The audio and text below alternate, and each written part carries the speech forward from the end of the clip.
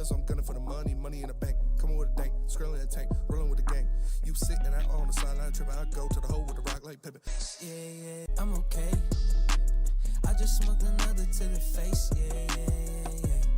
She wanna stay. Singing to your bitch like I was Drake, yeah.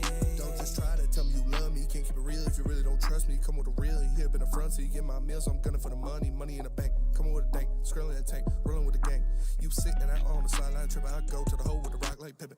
Yeah. I'm okay. Do you view this as a signal or a message that, you guys are ready to win, ready to start competing at a higher level with this team? Or sort of what do you think a hire like this can do to sort of help accelerate that in the win column as far as going forward? Well, Monty is Monty. So the thing, first, the roster is much better than what it was, right? And we had to clean up a lot of things. And then Monty is Monty. He has this amazing balance to have structure and strength and all of these things. He threads the needle. But then, as he said, he's emotional.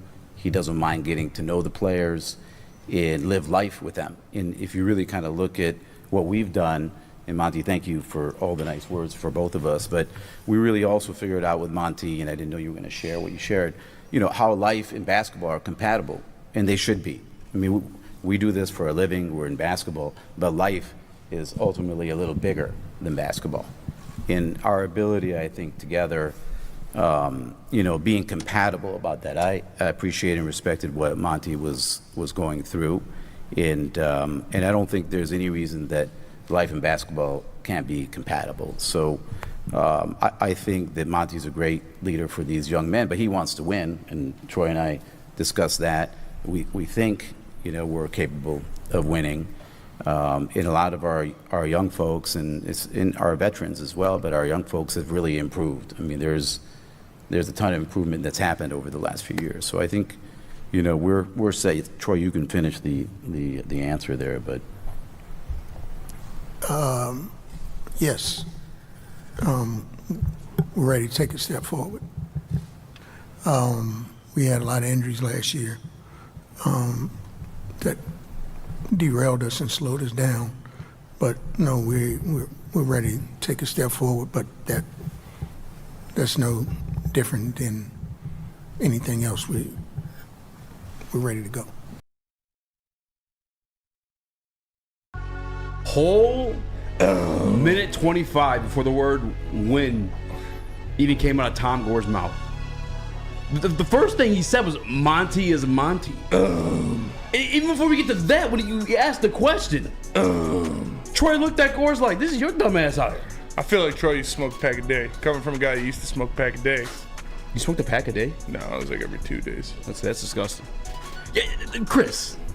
Bro. We should have known, bro. It's like half a pack. That Troy looked absolutely pissed. Yeah. He did not look happy. And like when they asked him the first questions, him and Tom had like a Mexican standoff. Like they're like, yeah. And Troy was like, yeah, this is your man. Yeah. You speak. And then the first thing he said, Monty's Monty. What are we doing? Dude, he literally looked at Tom Gore as like, am I allowed to speak? That's how wild that was. Bro, that was crazy. It looked like he didn't even want to. He looked pissed off. Yeah. Like if you want 3 cam and turn down, just look at his face, bro. All right, I got you. Give me a second to set it up. He was pissed. And then Tom tries selling us on ball his life. Talk about threading the needle. Are we talking about basketball or football? What? That was horrendous. We should have known, bro. Yeah. Oh, look at this from the top. Do you view this as a signal or a message that you guys are ready to win, ready to start competing at a higher level with this team? Sort of what do you think a hire like this can do to sort of help accelerate that? Bro's pissed, man. Forward? Looked immediately at the side him. Bro. Well, Monty's Monty. Audio. Bro, Monty's Monty. First. Bro, side-eyed him like a girl. That's crazy. So what heavyweights? I'm your boy Eazy. That's with Mo Rex, Young Chris. No JB Smooth. Get well soon. Christmas special. Unky Nick in the building. Back to back. Spinny's knocking him down. That's it, baby, and a foul. Let's go back to back with the heavies. I've had like 2 sips. 2 cans. This guy's obliterated. Yeah. Starting the gaslighting already. You're a season ticket holder, Nick. Actually, let's go start with that press conference, brother. We should have known. Yeah, I mean, Troy Weaver has never been one to give an entertaining press conference at all. He is the most boring, plain talker, speaker that there ever is. Yeah, I mean, when they look at each other like that, there's obviously a power struggle. You know, they don't know who's taking the call. They're taking the question there. So it's just, I went off last night. I'm going to try to remain calm today. I got everything that I had to off my chest, but this organization is a complete dumpster fire. I am disappointed, and honestly, not just regret, I'm ashamed of myself for getting season tickets. Yeah, you should be. I am. You're a disgrace. I am. You're a disgrace. Yeah, You're that's where I'm at disgrace, as a Nick. Pistons fan, and honestly, I will not be keeping up with them like I How much money are you normally losing would. off these season tickets? $3,000. I'm selling them for about 18 a pop right now, and I think they're Where are the like seats? $30 a seat. Where are they at? So I'm losing close to $12 a game. 13th row lower bowl in the corner behind the Pistons. Let me get bench. some. Let me get some. Well, I'm on the night show, so let me know when you guys want to shoot down Woodward here, and For sure. we'll make it happen. Yeah, hell Absolutely. yeah. For sure. Listen. I've been the one defending Troy too, by the way. Which I think I can continue after that video. Like that's really the introductory press conference of Monty Williams. I can send you another one too. If you want to hear, I mean, and we're just doing Pistons the first segment, by the way. But we had the vent. We got a lot of Lions to talk. We have a lot of Lions got a talk. big game coming up, and they're actually relevant, and they're actually a good team and a good organization owned by a fantastic owner, has a fantastic GM, and a fantastic head coach with great players. It's crazy. I know this is wild if you're just a Pistons fan to hear things like that, but yeah. It's true. That's what the Lions are dealing with right now. But we got to get these Pistons out of the way. I'm getting off my chest. Do you think Last there night, was- I felt like the franchise died. Like I literally woke up this morning as if I was grieving somebody. That was, I'm not even joking. That's literally how I felt. It's sad as fuck, bro. They're dead. Listening to that, they're fucked. And whether you like Troy or don't like Troy, he's not been able to execute the plan he wanted to do.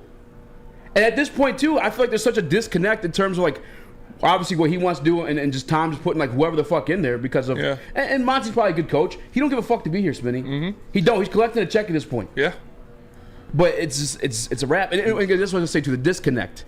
Whether you want to give Troy a chance or not, whether you believe in Troy or not, I think there's at a point you're almost borderline gave him a sabotaging to just fucking prove a point at this juncture. Yeah. Okay, this is what you want to do. I'm gonna let you call the shots. Hey, you ever been that way with a boss? This is how you want it done. We'll do it just this way, and we'll see how fucked up it gets. Mm-hmm. It feels like Troy's at that point with this. Chris, you were gonna say something before I interrupted you. I apologize. No, I was just going to say that this is just a terrible situation, because this is what you talk about when you speak of incompetence in an organization. The first thing you think of is yes men and too many chefs in the kitchen, all of those things. And that's exactly what this Pistons franchise is, and it's extremely frustrating. It's extremely heartbreaking because it feels hopeless in a sense. And this was a season that I had more hope and more optimism and more pride, not in terms of win, but in the state of the franchise since the late 2000s. Even in the years of Drummond when they were good and they were making the playoffs, I enjoyed those years, but I would never allowed myself to think that this team was anything more than what they were. And this was finally a team where you have young pieces. You have what I believe is a phenomenal coach. You have what I believe is a GM that's good at the very least at making draft picks and drafting talent. And I was confident in this franchise's state. And now it's broke my basketball brain. Everything I thought I understood about basketball, this Piston team has destroyed. And Nerlens Noel said it on a tweet or on an Instagram post, comment yesterday. He was like, the front office is setting these kids up for failure. He's like, they have good talent over there, and the front office and coaching is setting them up for failure. And everybody was like, oh shit! This is a guy who was with the team last year saying that.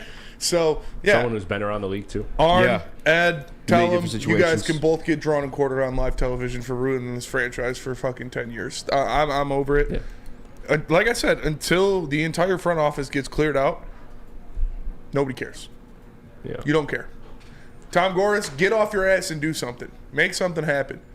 Well, Crack some skulls. That's the unfortunate thing, though. Is like when he does something, he almost makes it worse. Like he did something, and like demanding Monty be the coach, and then like for his reasoning for having Monty, when point blank asked by the media, Monty's Monty.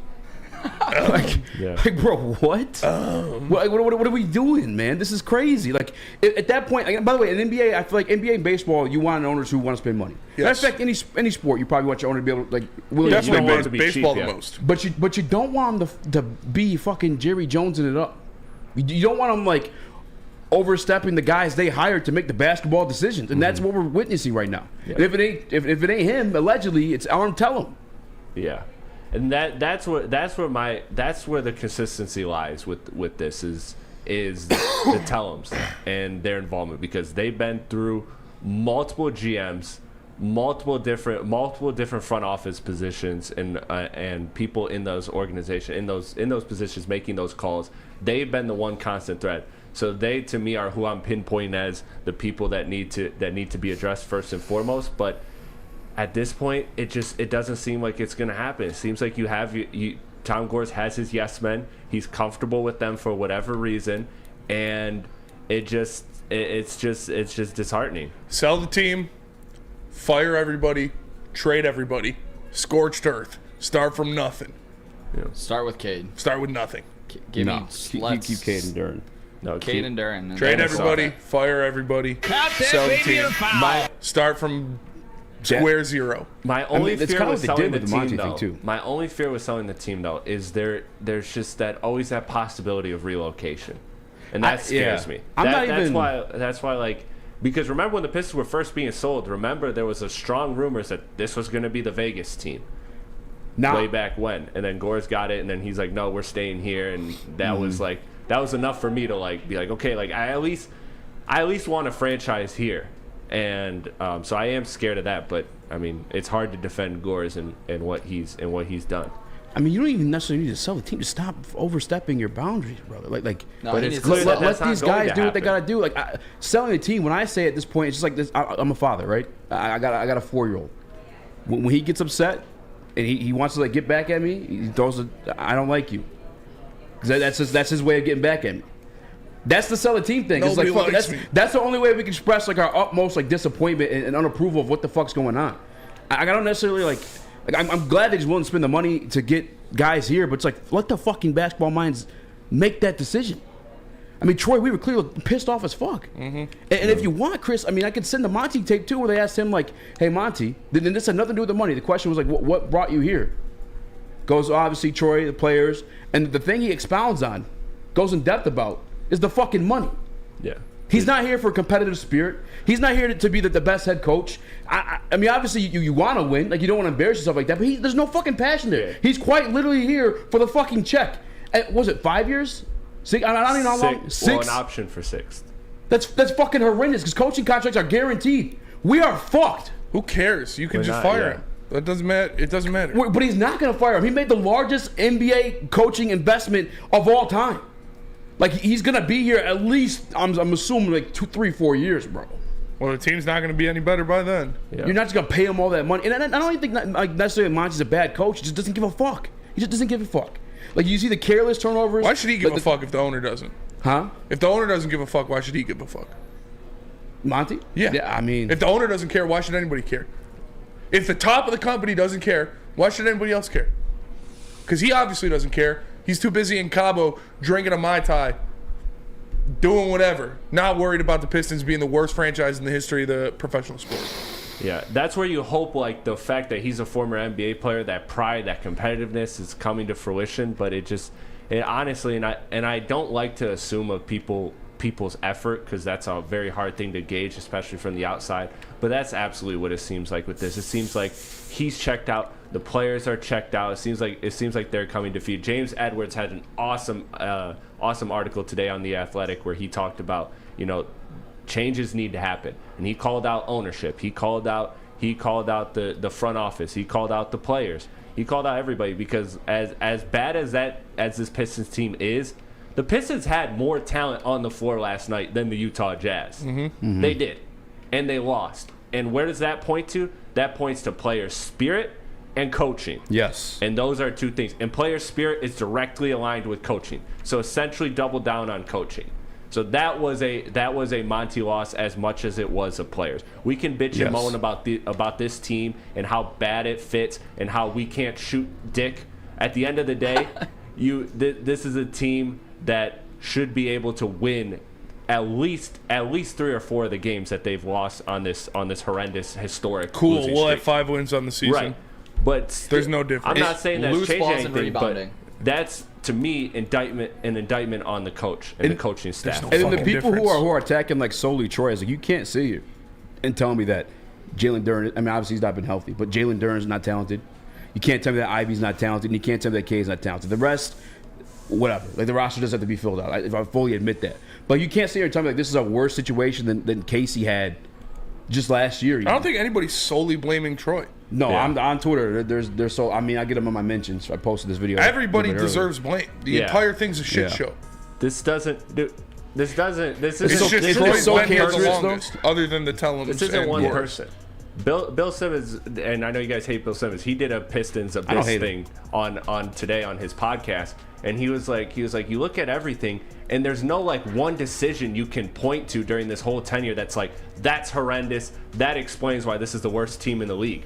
It's just incompetence all the way around, and I thought that was perfectly worded because there isn't just one thing. We don't like the Sadiq Bey trade. That's bad, but you know what? That doesn't explain us being the worst fucking team in the NBA. Like, there's no the draft picks. Killian Hayes was a miss, but you know what? That doesn't explain being the worst fucking team in the NBA when you still drafted Cade, you drafted Asar, you drafted Duren. Like, there's no one person to point at. There's no one decision to point at and blame. It's everybody. Everybody. At this point, too, I've been caping for Troy in the whole situation. And that would be the one guy I would cape for, but I'm listening at this point. At this point, it's so cancerous. You got to clear house. Burn it all down, man. You got to clear house. It's burn disgusting. that single. Burn point. that hard drive. Burn that hard drive. Other situation, though, I did see Dabber's comment. It does have to get worse before it gets better. That is like a situation pretty common around the league, but this one's just ugly, bro. Scorched really earth. ugly. I think it's uglier than any of those situations I brought up yesterday between the 76ers or the. It is the ugliest situation there has Suns. ever been in the NBA.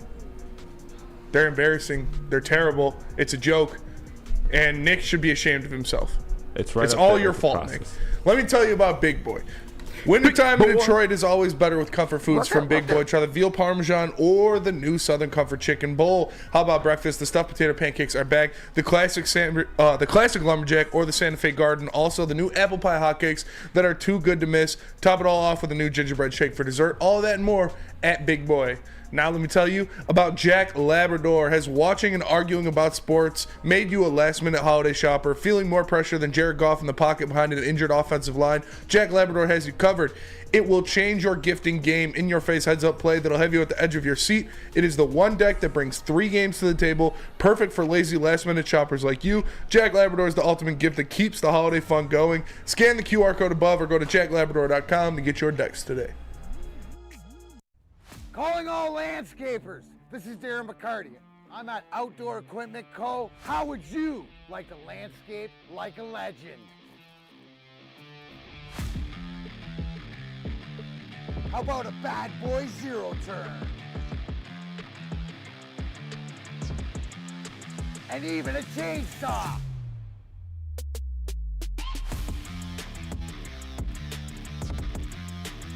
And even a weed whipper. Whether you landscape for your job or landscape for fun, get all your equipment from Outdoor Equipment Co., the official equipment provider of Woodward Sports. Michigan grown, family owned. OutdoorEquipCo.com. Woodward Sports' own Tom Mazaway and Sam Stick Day will be hosting our Lions postgame show after every Lions game all season long. Tune into the Woodward Sports YouTube channel for his hot-off-the-press takes, game analysis, and Kool-Aid sipping celebrations. You won't want to miss it. Join Maz, Stick, and special guests each week immediately following every Lions game, exclusively on the WSN YouTube channel. Your home is your most important asset. Flexibility in the sales process is key. When you work with Mark White & Associates, you can cancel at any time, for any reason, without penalty. Speaking of flexibility, check this out. Who you work with matters. hire the best broker in the game.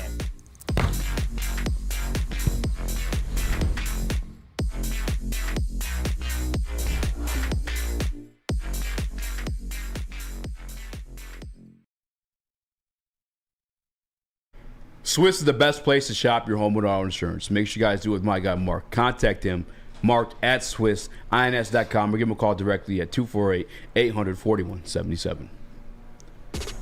What up, though? It's your boy Eazy, joined by guys from more Rex, Young Chris, no JB Smooth. We got Unky Nick on the ones and twos, and I promise you guys we're talking some football. Matter of fact, we're talking a little bit about our ex. Only because I don't got an ex. Up until it happens, this is like the only time he can talk about it, man. Still throwing me some ass on the side. Made some money off that, man. No, I'm just kidding. Well, your ex? Did you? Yeah. What'd you make? No, I'm just kidding. Oh, okay. It used to drive me crazy, Detroit Lions fans rooting for this man. And I'm talking about Matthew Stafford. But only because we had a pick tied to it. Mm-hmm. But watching him now, I mean, I said it yesterday too, I believe it was. Like, how do you not, like, admire what the fuck he's doing? It's impressive. He's been extremely good. These past 4 or 5 games, he's been absolutely carrying the Rams. I think he's got a 12-1 touchdown to interception ratio. Yeah. Over the past 4 games, he's been slinging it. He's doing his Stafford sidearms, getting out of the pocket, keeping plays alive, making things happen. The guy still has a top 5 arm in the NFL. Yeah. He can make all the throws. He can put it in a breadbasket from 50 yards away. Like, it's extremely impressive to see what he's doing. And he makes receivers. He is the receiver maker. Yes, we actually have a tweet from Adam Schefter on this one, too, if you don't mind throwing it up there, Chris. Obviously, you guys witnessed it here in Detroit when Calvin Johnson He didn't make Calvin, I will say that. But yeah. For sure. Yeah, let the record show. Yeah, that is fair. He didn't make But obviously, Calvin Johnson broke the receiving yard record here in Detroit at 1,954 yards, or 64 yards, it looks like. Well, then Stafford, the same quarterback of Calvin Johnson, goes and does it again. With a guy that's not Calvin Johnson, by the way. Calvin Johnson, a fucking absolute freak of nature. Yeah. 17 game season, I'll say this too, but goes in the second most receiving yards of all time. Triple crown. With the white guy. Triple crown with a white guy. Cooper Kupp. Most 1,947. Most receptions, most receiving yards, most receiving touchdowns that year. And then Triple crown. Triple crown. The white guy. I'll say it one more time. And then Puka Nacua. Coldest white dude since Jordy. Only 147 yards away in the final 2 games he needs to tie to beat the record for most receiving yards by a rookie. He's in the beating NFL. that record. Oh, absolutely. He had like 150 yards last night. Dude, that was beautiful. Puka, he's making Puka's really, and Puka, way better than I thought, he was too. like an undrafted free agent, right? Or he's like, I think he late was like round guy, sixth round guy. Yeah. It's insane, man. He's nice, bro.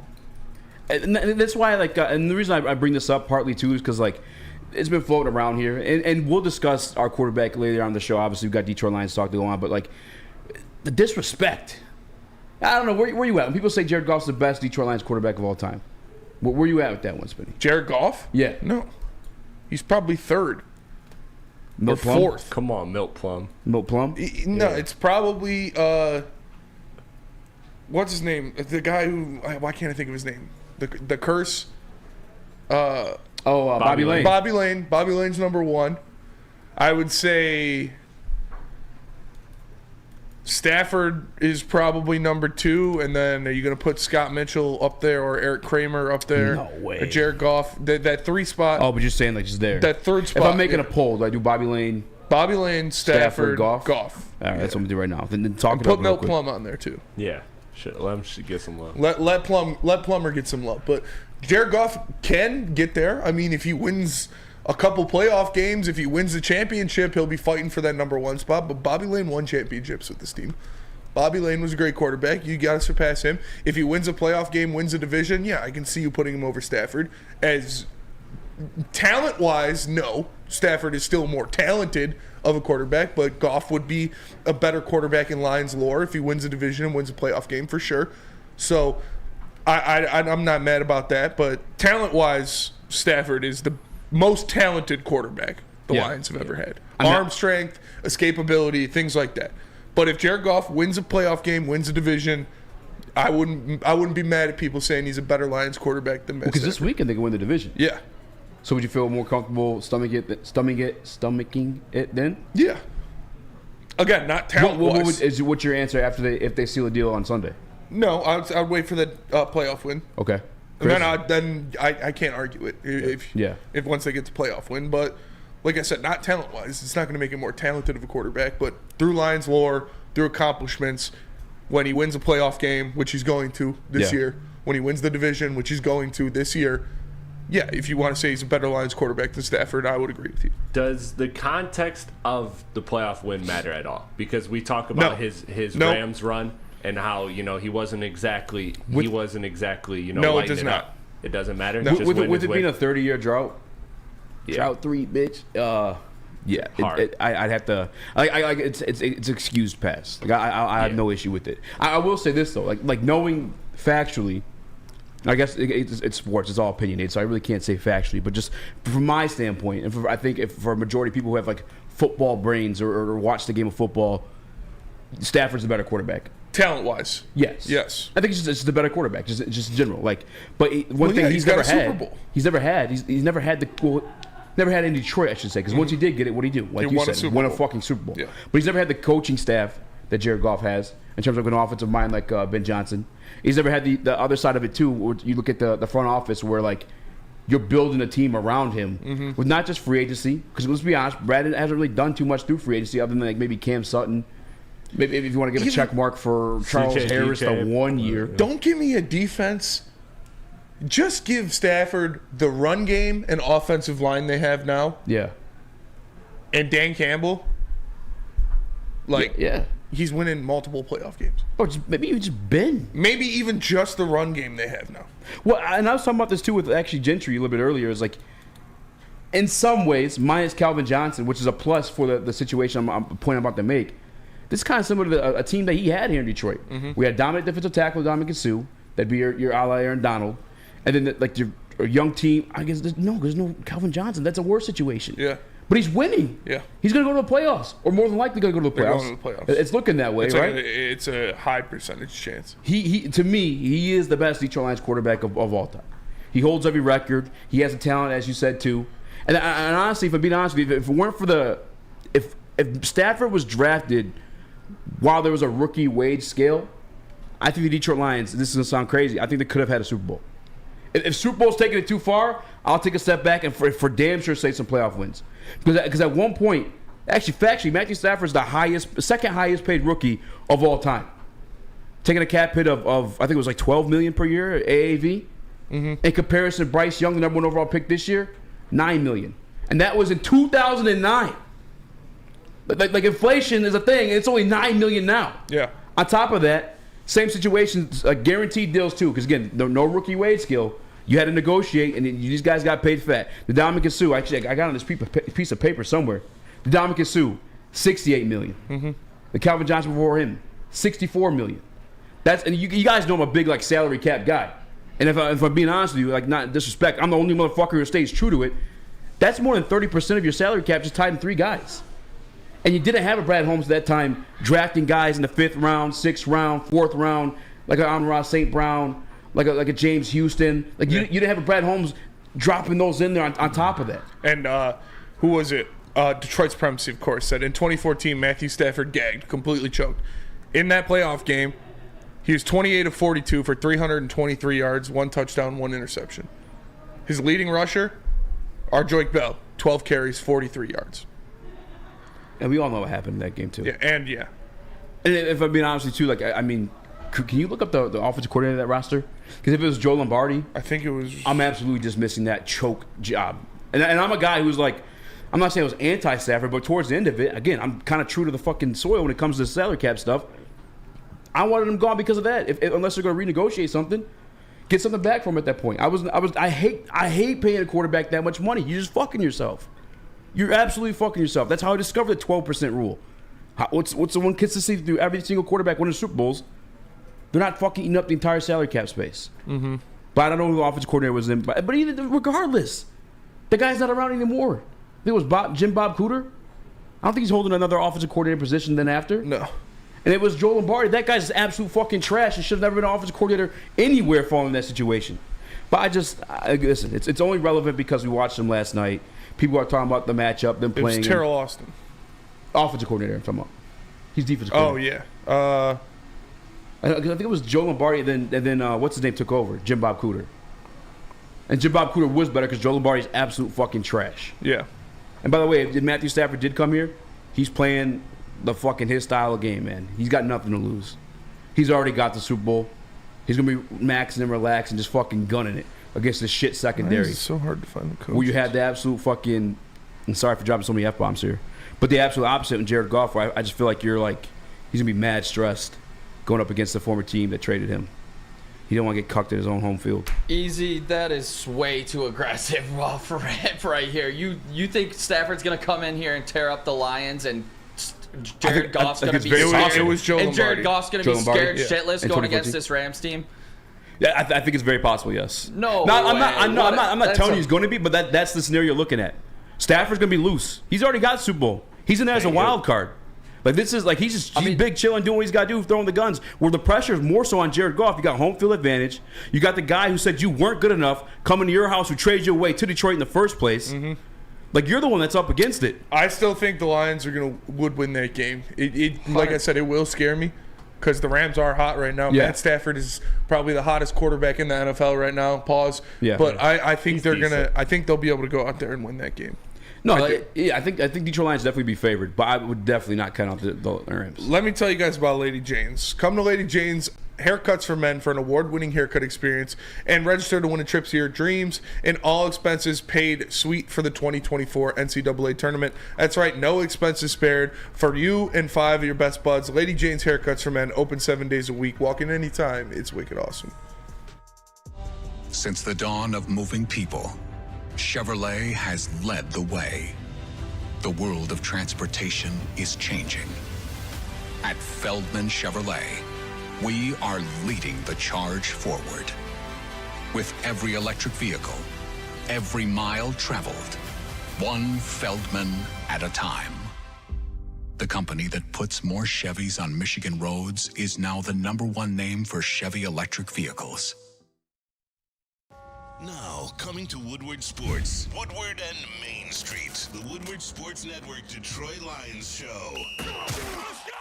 Catch Gabrielle D. Phillips, Matt Broder, and Terry Foster for all the latest news on your Detroit Lions every week. Only on the Woodward Sports Network YouTube channel and woodwardsports.com. Where's the most convenient place to get that big fitness energy? It's Planet Fitness.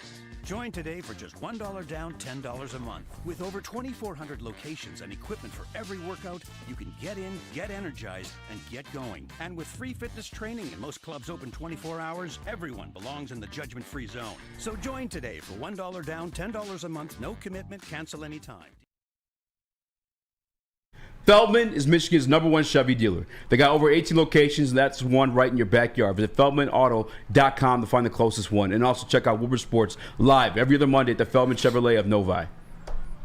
Check it out. Check it out. Rip. Hit the like button, be a friend, tell a friend. I just want to clarify something real quick, too. I'm not scared. Shaking in his boots. Of Matthew Stafford. That's not the situation. I'm just letting you guys know, realistically, we're more under pressure than Matthew Stafford in that situation, 1,000%. That's what I spoke. He already got what he went out to set out to do, and that's the Super Bowl. Yeah. We're the franchise that hasn't had a playoff win in 30 years.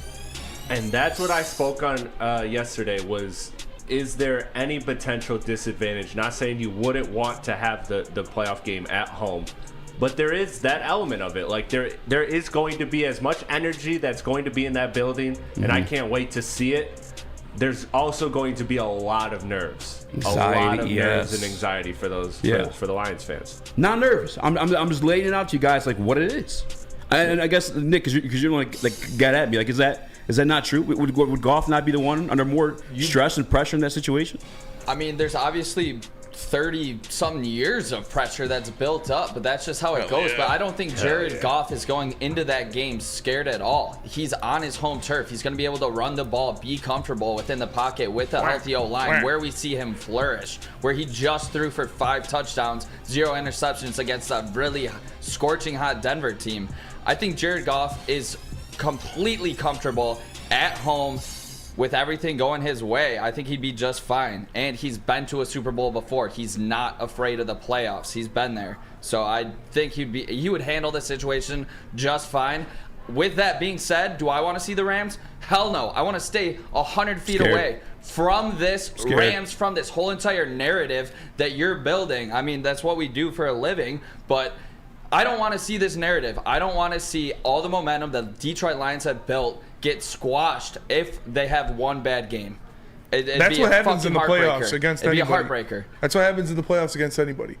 Your momentum will get squashed if you have one bad game in the playoffs. In playoffs, it's win or go home. I'd say the Lions have built this momentum for like 14 months now. Like back end of last year, all the way building it. Like this. It doesn't matter if it's the Rams. It doesn't matter if it's the Vikings. It doesn't matter if it's the Seahawks. Playoffs are win or go home. So if you have one bad game in the playoffs, your momentum is squashed and you're going home. I see what he's saying, though. That'd be like a soul crusher. A narrative. Yeah, like it being Stafford of all people to come and do it. Like I don't think get so. that. What do you mean you don't think so? Dude, you see especially them in the especially chat for saying golf SOL. alone. I mean, for me personally, it wouldn't matter. Yeah, but they're 8-3, and people in the chat are putting like SOL and stuff like that at times. Like, for me personally, exactly. it wouldn't make any difference who the loss was to. I get You're lying, bro. If it was to Stafford, you could draw the same thing about the Seahawks. If the Seahawks, you can't beat Pete Carroll. You can't beat the Seahawks. That's Dan Campbell is owned by Pete Carroll. You He'll have never an get past the emotional Seahawks. attachment to that man, Matthew Stafford, for 12 years. He was our quarterback. Yeah, he was. Like, that one hurts more. Again, it would hurt just as bad either. No way. There's no way it hurts just as bad. A loss is a loss. Either way, it's gonna hurt. Either way, it's gonna hurt, but that one would hurt way more. It's like we just talked about your ex. You know, we're talking about our ex here. It's like your ex, walks into the party with some other dude. Yeah, and just gets fucking railed in front of you. It's the same coach too, so he's like literally hitting the same moves as you. He's throwing his finger in the butthole. Relax, man. God, it's a Friday. I'm just saying, that's what you're getting cucked in your own place. That's what it would be.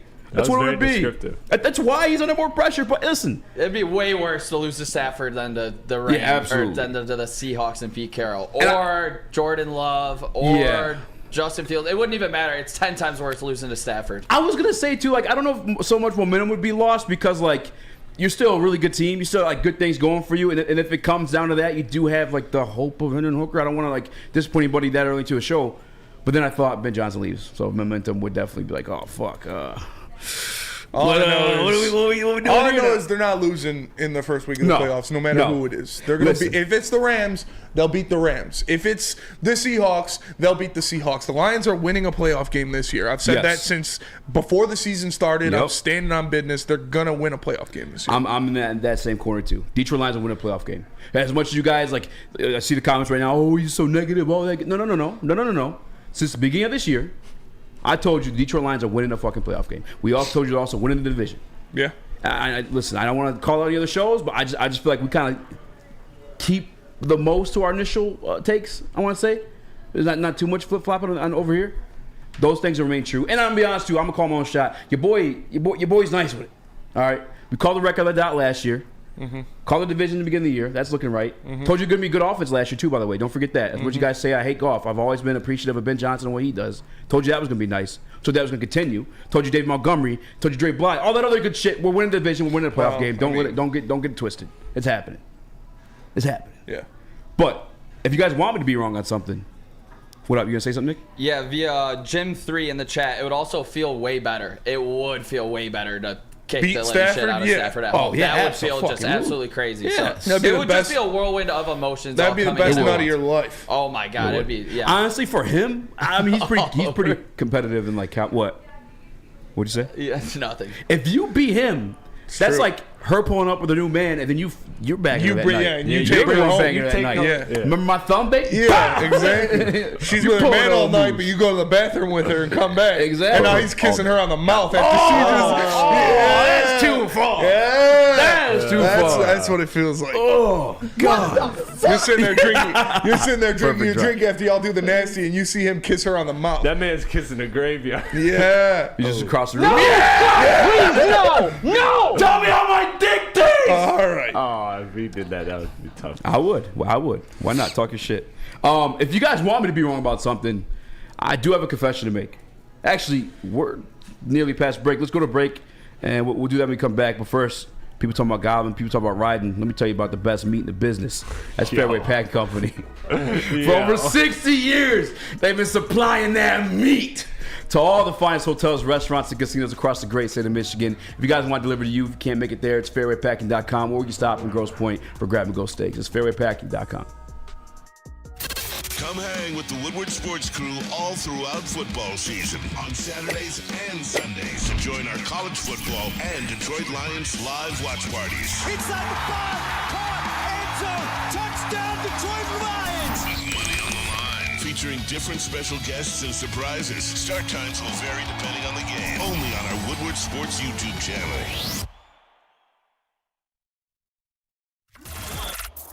Woodward Sports' own Tom Mazaway and Sam Stick Day will be hosting our Lions postgame show after every Lions game all season long. Tune in to the Woodward Sports YouTube channel for his hot-off-the-press takes, game analysis, and Kool-Aid sipping celebrations. You won't want to miss it. Join Maz, Stick, and special guests each week immediately following every Lions game, exclusively on the WSN YouTube channel. How would you like to win not one, but 2 vehicles of your choice? One for you and one for your wife, your girlfriend, or your best bud. Get to Lady Jane's today for an award-winning haircut and automatically enter for your chance to win. Courtesy of Les Stanford Buick GMC of Ferndale. Lady Jane's, open 7 days a week, walk in anytime. It's wicked awesome. Watching and arguing about sports made you a last-minute holiday shopper, feeling more pressure than Jared Goff in a pocket behind an injured offensive line. Jack Labrador has you covered. It'll change your gifting game. In-your-face heads-up play that'll have you in the edge of your seat. It's the one deck that brings 3 games to your table, perfect for lazy last-minute shoppers like you. Jack Labrador is the ultimate gift that keeps the holiday fun going. Scan the QR code above or go to jacklabrador.com to get your decks today. What up, though? Welcome back to Woodward Heavyweights Live at WoodSports.com. I'm Eazy, Spin More Racks, What up, though? Chris, Unky Nick on the ones and twos. If you guys haven't already, please make sure to hit that like button, be a friend, tell a friend, share the stream. Happy holidays, by the way. Happy holidays. Happy holidays. Happy Hanukkah, Merry Christmas, Happy Kwanzaa, whatever you celebrate. Happy holidays. Festivus. Whatever you guys got going on. Spend it with Day your in families. Canada, Have a weekend. good, Box Day. If you, Weekend oh, yeah, that's shit. right. Yeah. And if you're not, if your family, just enjoy yourself. Have a good time. Either way, I promise. Spread some cheer. And some cheeks. All right. All right, man. Relax, bro. Well, who doesn't like? All right, real quick, I guess we're veering off that. You do this kind of stuff every day. Yeah, okay. People are like, there's sex addicts. I'm like, well, doesn't everybody like sex? So how could you be? Yeah, well, let's just talk about football. Imagine this guy being the one to tell me to talk about You're football. the one complaining about on a us daily not, basis. You're the one complaining about He's us the not one having veering viewers. off the We path tightened and it up talking about yesterday. wild We got shit. more viewers, and now you're doing it again. This guy, gaslighting. of all people, telling me. That's wild. But anyway, I promise you guys, I do have a take where you can share me if you'd like, because I was wrong about something. And I'll confess fully. I was dead ass wrong. I told you guys yesterday that I wasn't that worried about Jared Goff versus Brian Flores because they played the Dolphins last year. Brian Flores was not with the Dolphins last year. He was not a part of that. So that shootout that took part there, Brian Flores was not a part of that. And so I went back, and then I found the numbers of Jared Goff versus Brian Flores. They weren't pretty. And here they are right here. Shout out to Chris for putting this on the screen. This is the last time. They've played him twice now. Once was the Super Bowl, which you guys know what that situation was. It was a game manager mid-off. And I'm just kidding. All due respect to Tom Brady. But nothing came out of that one. But here That it was is. the worst Super Bowl I've ever seen. Yes, absolutely the worst Super Bowl I've ever seen. 2020, it was with the Rams. 13 blitzes. As you know, that's like a narrative behind Goff. It's like he doesn't do well with the blitz. Well, he was blitzed 13 times. He was sacked twice. Fumbled on each of those sacks. Had 2 interceptions, 1 touchdown, and then 57% completion. That's terrible. That is not good. And then you also go back to the other situation, Brian Flores versus Jared Goff. That's a Super Bowl, as you said, the worst one ever. Not a single touchdown in that thing. It was not pretty. Brian Flores is coming in here. I'm not coming in here. I'm sorry. We're going there to face a top 10 defense in scoring. Top 10 defense against the run. I was wrong, bro. I made myself a little bit nervous And I brought it up a little bit earlier. I think we're like the Midwest 49ers, the way we're able to run the ball. Our defense was looking good at a certain point in the season. That part's gone. I'll erase that part of the narrative. But the offensive side of it. I mean, the defense looked good against the Broncos. Yeah, but the Broncos have a good offense. We're going up against a third-string quarterback. No excuses. Yeah, no excuse for the defense for damn sure. But my comparisons, though, to the 49ers, the Vikings played the 49ers this year. Mm-hmm. They won. It was like 17-20 or 17-22. But in that game, Christian McCaffrey, his run was limited, just 45 yards. His 1 touchdown. Brock Purdy, I think, had a touchdown as well, but then 2 interceptions, sack and a fumble. I believe that was a game with no Trent Williams, no Deebo Samuel. Yep. As well. So that's definitely something you have to, take into account when you're missing the best offensive lineman in the NFL and a very good wide receiver. It's definitely going to hurt. But this isn't a game where the Lions can take this lightly. Like, I want them to go out there and dominate. They should go out there and dominate. But Brian Flores is a very good defensive mind. He got blackballed in Miami because he said, I'm not tanking even though you want me to. But he should be a head coach in the NFL. He should be a head coach in the NFL. But he's not. He's a defensive coordinator. And he's a very good defensive coordinator. He is going to do things to make Goff uncomfortable. He is going to send blitzes, send pressures, play the game to make Goff uncomfortable. We saw the last time a defensive coordinator did that. That was in Chicago. Didn't turn out too well. You clog up the middle of the field. You make him throw the ball to the outside and down the field. And it's not going to happen, or it's not going to work out too well. That was outside. This is in a dome, so it'll be a little bit easier for him. And Goff showed in a dome he can throw the ball to the outside. He can do it down the field because that's what he's doing against Denver. He hit a lot of those out-breaking routes, those 10-yard outs, 5-yard outs, strong arm throws, which, it's 40 yards in the air when you're going all the way to the sideline and 10 yards down the field. So he's going to have to repeat that performance he had against Denver where he's hitting these sideline outs, where he's hitting guys down the field, because that is what a lot of teams are going to focus on how to stop Goff. It is going to be, we need this guy to not go to the middle of the field. We need to make sure Laporta and Amon-Ra St. Brown are bracketed so he can't go to his 2 security blankets. We're going to have to force him to hit Jameson Williams, to hit to hit Josh Reynolds, to hit someone else on these outwards breaking routes. So we'll see if he can do that. I have faith that he'll be able to do it because there's not going to be any wind or rain or any weather factors. It's in a dome. He should be able to go out there and execute like he did against Denver. For me, it's definitely it's a total up in the air question mark type of situation for me. I will say this: I don't think that outside of Harrison Smith, I know they got a couple other safeties, Lewis Cine, but in the middle of the field, I don't think they have as much talent as you would look at as the Chicago Bears that we've seen. And again, that game was outdoors as well too. But I will say this: obviously, the narrative of Jared Goff against the blitz isn't the best as of recently, especially up until I think last week. It was 0.6 under pressure rating he had. Not the greatest. But I will say this in terms of what Spinney is saying to give you guys a little bit of glimpse of hope. Because by the way, the Vikings, as much as Jared Goff didn't do well under the blitz, or that's the narrative at least, they blitz the most in the league. Mm-hmm. By far, have the most blitzes in the league. Jared Goff, Detroit Lions, he actually has the most touchdowns in the league against the blitz. And then you have the Vikings who have let up the most touchdowns against the blitz, but also makes sense if they're blitzing the most. They have the most touchdowns let up against them. And the Vikings are allowing a 71.8% completion rating on those blitzes. And Peaceful Tim puts it in the chat, what we've been saying for the past 5 weeks. Run the ball. Yes. Run the damn ball. Yep. The best way to beat the blitz is to run the ball. When you have these guys getting up the field, you have these pass rushers, you have a Daniil Hunter who's got 15 and a half sacks, 5 yards in the backfield, run the ball behind him. Mm-hmm. Get those lanes of these pass rushers trying to get deep. Use your great talents in Jahmyr Gibbs, in David Montgomery to get up the seams, get down the field, and get plays on the ground. On top of that, you have great yards after catch guys. Do some blitz breakers. Do some pop screens. Do some jailbreak screens. Get the ball in the hands of a Jameson Williams, of a Khalif Raymond, of a Jahmyr Gibbs, of a Sam Laporta behind the line of scrimmage, and let them do the work. So there are a lot of things you can do to beat the blitz of the Minnesota Vikings. Run the ball is the first and foremost thing they should be focusing on. Number 2, get the ball out of your hands fast to one of your deadly playmakers with space, with blockers in front of him. Let him do the rest. Yeah, we're kind of spilling into our keys to the game with this one, but I'm going to join in too. I mean, we're already kind of putting the cards on the table. Along with you, I also was looking up some numbers, Minnesota Vikings, because I look at that run defense, right? Top 5, I believe it was. Yeah. I think it is 5th in the league at run defense. You guys know me. I'm a big context guy. You give me numbers all you want, but I'm going to go find the context of numbers to see if they're legitimate. They faced bottom half rushing teams all the way through, aside from obviously the Chicago Bears, who got them pretty good for like 99 yards.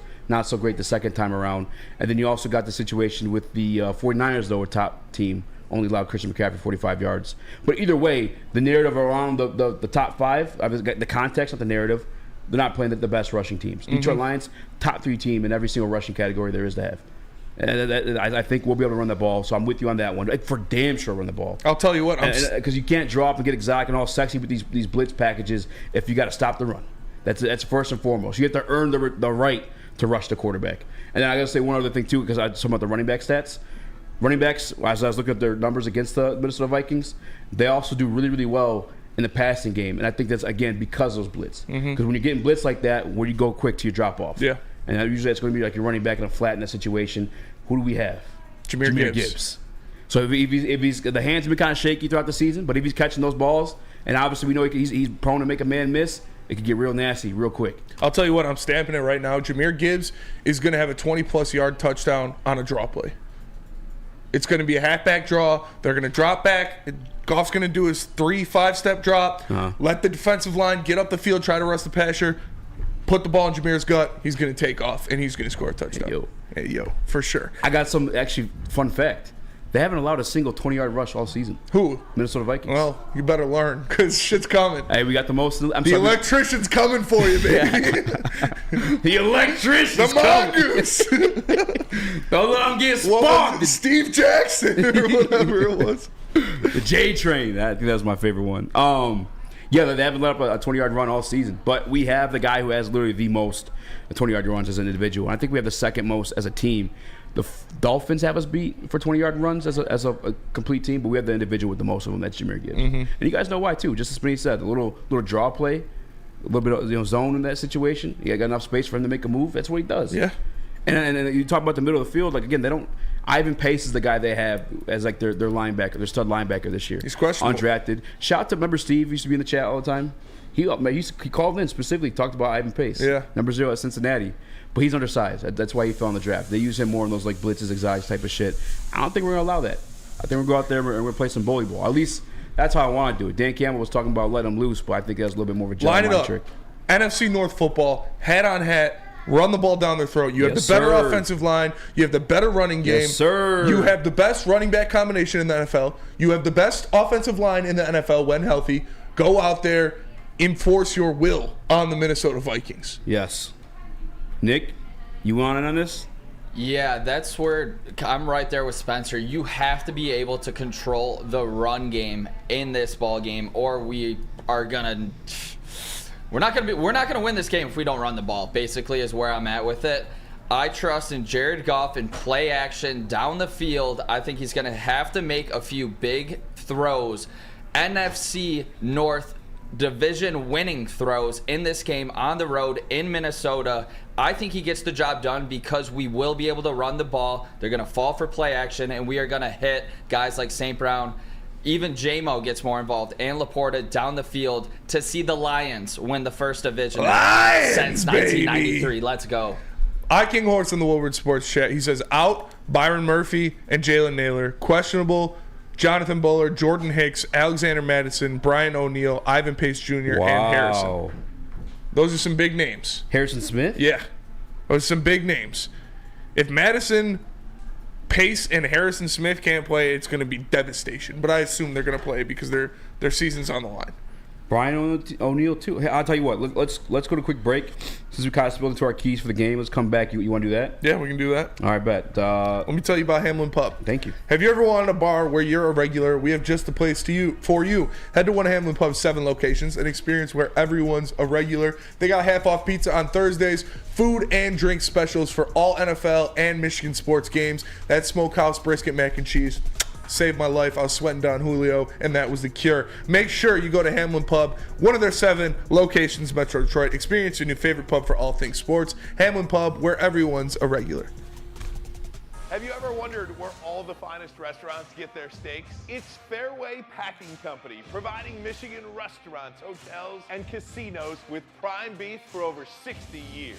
But now you can buy these cuts of meat for yourself at the Steak Shop by Fairway Packing Company.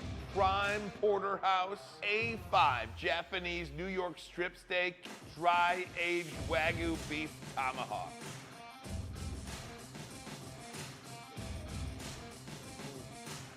Delicious. Get to the Steak Shop today. Enjoy fine wine, have a private party, and get the finest cuts of meat anywhere. The Steak Shop on Mack Avenue in Grosse Pointe Woods, or order online, fairwaypacking.com. At work and at home, we're there with smarter security solutions. Featuring complete automation with customized alerts and more. For over 90 years, we've been the company that's been counted on to protect what matters most, all with personalized service and care. Right now, for a limited time, receive a free video device plus free installation with a new home system. Guardian Alarm. We protect Michigan. Brace yourselves, Detroit. As the sun begins to set, two of Woodward Sports' brightest young stars will be taking the mic for a brand new show. Woodward Nights with Booner and Broder. The dog days in Detroit are over, and the boys are unleashed. Join in on the banter and hop on the bandwagon of the #1 night show on the internet. Tune into the Woodward Sports YouTube channel every weeknight from 8 to 10 p.m. Woodward Nights with Booner and Broder. Bullseye, baby. Bullseye eventgroup.com is where you guys need to go to purchase your tickets for all you can eat. I don't know why I said ink. You're not octopuses. For all you can eat, all you can drink, and a free ride to the game then afterward. It's Bullseye eventgroup.com. It's the official Detroit Lions VIP tailgate party sponsored by Long Drink. Long Drink. What up, though? Welcome to the Woodward Heavyweights. Happy holidays. I'm your boy Eazy. This is my guy Spimo Rack. Hello. Young Chris. JB Smooth is gone. But we got Unky Nick on the 1s and 2s. Hit that like button. Go. Hey, for Christmas, even if you don't like us, press the like button, please, for the holidays. And if it's not Christmas, how about Kwanzaa? If not Kwanzaa, how about Hanukkah? Detroit supremacy in the Woodward Sports Come on, chat. we don't read his comments. Says Spencer, will you cry when they win on Sunday? Why? Like tears? Just joy? Yeah, they're gonna clinch a division. For the last time I cried because of a sporting event. I was gonna say you cried yesterday. Yeah, the last time I cried because of a sporting event was probably the Pistons. You lost that parlay last night. Probably Bobby Orry. Yep. Big shot Bob. I cried that night too. He put us down. I remember I was at my boy Robert's house watching it. I cried the game 7. Because they had the same name. I cried game 7 when it was officially over. What'd you say? I cried game 7 when it was like officially over. Yeah, I cried after the big shot. Yeah. That one hurt. Last time, I don't know. No, actually, last time I did cry, Detroit Lions related, when they sealed the playoffs against the Chargers. I was watching my uncle who kind of got me into football. So you are going to cry. Yeah, he's definitely I'm not going to cry. This was expected. Like then, it was like I never had like a Lions winning season. We've never seen them win a division. They haven't won a division in my life. But I seen it coming. You know what I'm saying? It's like, I don't want to mean like it's too Mike personal. K but said like, he cried last Eazy. night. Yeah, I cry whenever I orgasm. So, I guess this is not. I don't want to go too. Wait, what? You cried your orgasm? Huh? What? But you're yelling at me. Last time That's way less graphic than the shit you were saying. Yeah, mine was that. You go off the rails every day too. That was wild. Going at me about that. Yeah, but last time I cried here was Lions related, and I was 9 years old. Detroit Lions. And they lost. My dad slapped me. 16. I'll tell you what. 0 for Let him 16. talk. I look at my dad, season ticket holder, 35-year. I'm like, why are we so bad? I start crying. That's what I'm going to think about when we win the division this effing Sunday on Christmas Eve. Let's go. I'll tell you what. I teared up. I didn't not like full crying, but tears of joy. Don't try to act tough now. Well, my boy Kenny Goins. Who? When Kenny Goins hit Shout that out. three right in Zion's fucking grill. Yeah, that Shout was I'm emotional. telling you, I'm not bro. gonna lie. I didn't cry, but that was emotional. In East Lansing, all the boys around me were watching that fucking game. When he knocks that shot down, bro, we're burning couch. Everybody was freaking out. We run out on the streets, bro. That was something. That was such a moment. Yeah. Another thing too, so I used to have season tickets, obviously. Well, not obviously, but I had season tickets for the Detroit Lions, and when we lost to Dallas, because it was like a referee kind of thing too, I saw how scared my family was. Yeah. Like they were like scared I was gonna I used to be a hothead, but they're like fearful type shit, and I was like, oh, it's fucked. Like I'm out of control. Like this is how they're acting right now. Yeah. They're like huddling the kids and shit, and I was like, I had to detach myself emotionally a little bit that day from the Detroit Lions. I seen that out of you before. Yeah. But honestly, this is going to be a very emotional Sunday. When the Lions win, because they're going to win, clinching the NFC North for the first time in my life, it's going to be an emotional thing. First time of their lives. Yeah. Well, never ever have they won the NFC North. Well, yeah, first time in anybody's life. The Lions will clinch the NFC North. All these old heads. I want it. What'd you say, Chris? I said even you, who's old, haven't been around long enough to see. That's what I was about to say too. All the old heads would be like, "Oh, you weren't there." Rah, rah, rah. It's gonna be the first time for you guys too. Yeah, nobody was there. Nobody was there to see the Lions win the NFC North. But it's time to break down how they're gonna do it. I'm gonna start with number one. And shout out to my is it protege or damn or Minty. Real quick before we go, yeah. Iking Horse says he teared up pretty heavy when he went to the last time he was at the Joe. He basically grew up there. Also the first cup. That's pretty dope. That's a good one. Yeah, that's a good one. Breaking down how the Detroit Lions will win the NFC North though. Keys to victory. Number one for me. Shout out to my protege. Is that what it is? It's like you pass it on. Yeah. Padawan. My guy Booner. Number one on his list every single week because you know what it is. Every single Detroit Lions wins got one. Turnovers. Yeah. They have to get the turnovers. I don't care if it's Apple. I don't care if it's fritters. You got to get the turnovers. It's got to happen, especially when you're playing a guy. Apple turnover. Especially when you're playing a stingy defense that the Vikings just factually have. Like you can say you're not scared all you want, but like on paper and not even on paper, on tape too, it's a tough defense. So you got to create extra opportunities for your offense to score by allowing the turnovers, especially when you're playing a third string quarterback in Nick Mullins. Number one keys to victory for me: turnovers. Spinny, what about you? My number one key to victory is pressure, and I know Booner's going to love to hear that. But getting home on Nick Mullins. This is a backup quarterback. This is a guy who should not be starting in the NFL. This is a guy who has no place starting in the NFL. Get there, rip his head off, throw him on the turf, get him on the ground. You need to get to Nick Mullins, and you need to take him down in the pocket. And even more so, too, we saw the injury report. King, shout out to him for putting that in there. Oh, Neil, that's just starting right tackle. So you want to talk about getting pressure. You got another backup tackle situation. Come on, Hutch. And you better make up for it. Because the Seattle situation, we have backup tackles. That was terrible. That was horrendous. That was awful. The only sack you got was Anzalone when Geno Smith was just kind of floating around there waiting for something to happen. Nick, did you do any keys? Don't feel bad if you didn't. I was going to give you an opportunity to speak on it. Yeah, just going to go St. Brown here. Has to have a big game on the road. They give up the 23rd most yards to wide receivers. So I'm going to go St. Brown has to show up and be that safety valve for Jared Goff when guys like Danielle Hunter do get across that offensive line. So got to make sure St. Brown and him are on the same page, which they usually are. So feeling good about that one. Second key for me, which we already spoke about. What about Chris? You got a key, Chris? Run the damn ball. Okay. That's what I was going to say. Back to you Run guys. the fucking ball. Yes. Sorry for dropping the F-bomb, but please run the ball. I don't care about this fifth-ranked rushing defense. We saw the second-ranked rushing defense in the Chicago Bears. Ran all over them both times. We have the best rushing duo in the entire NFL. We have the best offensive line in the entire NFL. And it looks like they're going to be healthy and participating. Run the ball. You talk about the defense is constantly blitzing, as we said in the last segment. You stall that when you're running the ball. Yeah. Don't give them an opportunity to get cute. Don't give them an opportunity to get creative and however the hell they want to. Run the ball, and not only do you obviously do it successfully as a team throughout the entire season, but you also open the play-action pass with Jared Goff. That's his bread and butter. Spinning. My second key of victory goes hand in hand with my first key. I got the keys. Bring out the whole ocean. Let's go golfing. No, but the secondary of the Detroit Lions needs to stay attached to these playmakers of the Vikings.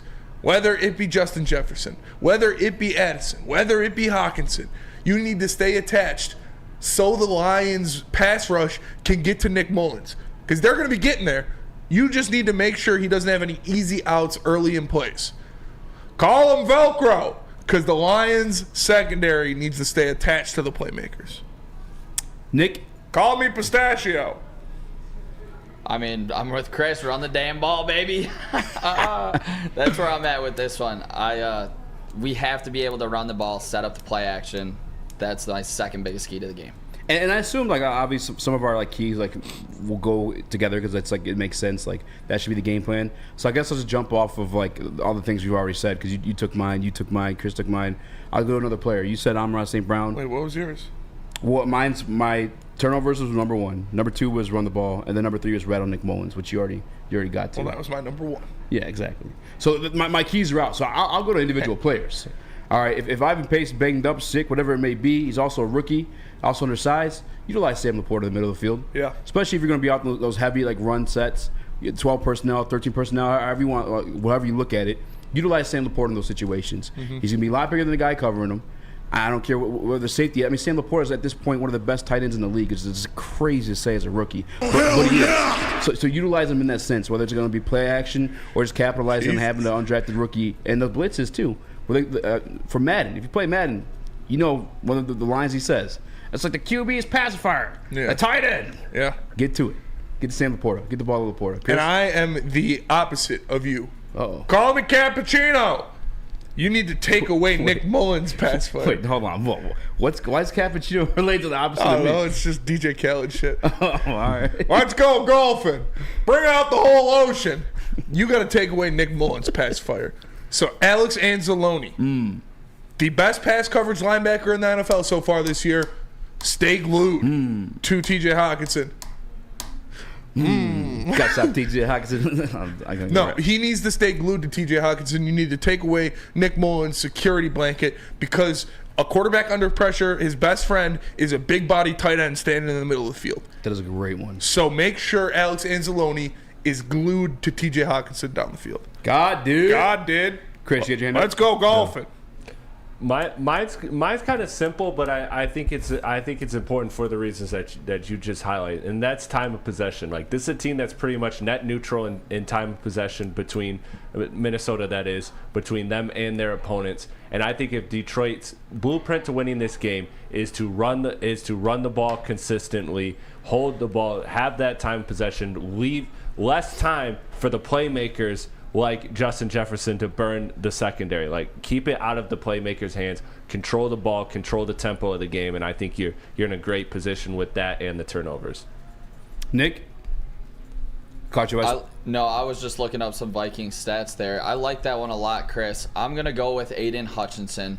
We've all been waiting for it all year. We need pressure on Mullins bad. We need Hutch to have the best game of the season and get to this quarterback, rattle him, get him down on the ground, make him extremely uncomfortable, and I think we will be just fine in this game. But Hutch needs to step up, even double team, triple team. I don't want to hear it. Get to the damn quarterback. Another guy I got to say to step up, and he already did last week, so I hope he cashes in again, and mainly in the coverage. Actually, I'm just going to call it the whole secondary. Because weapon for weapon, Minnesota Vikings are just as good as any other team in the NFL. I usually look at the Bengals when I have that conversation. You look at Jamar Chase, you look at Tyler Boyd, you look at T. Higgins, Joe Mixon, and Hudson's coming along too as a tight end. Like some of the deadliest weapons, but the Minnesota Vikings have just that. T.J. Hawkinson, Jordan Addison's finally arrived now too. I think he's the leading. He's got like 6 or 7 touchdowns this year. Yeah, I think he's like 800 yards too. Like he's killing it. So, and by the way too, you speak about good defense. The 49ers, he carved them up. Yeah, he did. Jordan Addison and Powell. So they got hella weapons over there, and it's just like no matter the third string quarterback, you're going to be able to look good. I mean, Nick Mullins 2 interceptions last week, yeah, but still put up 300 yards. I mean, Justin Jefferson and Jordan Addison will help you look good in that sense. So the secondary is going to have to step up, give us a little bit of resemblance of what we saw in that. I got one. Game. Daniel Campbell, Esquire. The third. You're on the road. You're playing a team you're better than. On the road, yeah. Don't fake a punt in your own 30. Like, don't go for it in your territory. Yeah. Kick a field goal if you got it. And this is a team that you're better than. Don't set them up to have success with short fields and bad calls on 4th and 7. Like, if you're inside the 40-yard line, kick the ball. If you're inside your own 40-yard line, punt the ball. Hold on, because last year over there, just got a little PTSD from it. The most I've ever been mad at Dan Campbell is when they tried kicking that field goal rather than stealing the deal. So if you're in that situation, that is different. Run I'm talking David about Montgomery up the fucking gut. I'm talking about it's 2 minutes into the second quarter. It's a 14-7. It's a third beer. It's a 14-7 game. It's 4th and 3 from your own 32-yard line. Punt the ball. Ethan's bugging. You are bugging. There's no McNeil. McNeil is going to be out. McNeil is out. More than likely next week as well. But Dan Campbell did sound optimistic when he talked about it today. Speaking of defensive tackles, maybe I'll say this when we come back because we're at 6:10 already. Let me tell you guys. Hey, Eazy, real quick. What up? Let me just circle back on this Hutch thing real quick. We got to go to break. No, yeah, we're out of time. I got the times over here. Let's it's go. 6:10. I mean, it's 6:10. That's the break. So, but no, go ahead. I'll tell you guys. I'll tell you the biggest stat after the break. No. Go ahead. We were joking, man. He already put on the music. Tell us about Planet Fitness. You upset him. It's a joke, man. Planet Fitness is the home of the Judge Free Somebody order this guy a pizza. Where anyone, we mean anyone, can feel comfortable and work on their fitness goals. At Planet Fitness, you will experience a squeaky clean gym that has tons of equipment, a full body workout in just 30 minutes, and all memberships include fitness training. You get all this for just $10 a month, no commitment. No matter where you are, there's a Planet Fitness close by, more than 50 in Metro Detroit, and thousands more throughout the world. Planet Fitness, where fitness is essential. Stop searching for a vehicle and start finding one. Les Stanford Chevrolet Cadillac makes it easy. We harness the power of multiple dealerships and own the biggest selection of GM brands in the area to get you the car you need. With the Les Stanford Group, you'll have access to 4 different dealerships, providing you with more makes, more models, and more choices. We're connected to more than 1,000 vehicles, and with so many high-quality CPO vehicles available, you'll find new car quality at pre-owned prices. You can start and end your search at lesstanford.com today. Now, coming to Woodward Sports, Woodward and Main Street, the Woodward Sports Network Detroit Lions show. Catch Gabrielle D. Phillips, Matt Broder, and Terry Foster for all the latest news on your Detroit Lions every week. Only on the Woodward Sports Network YouTube channel and woodwardsports.com.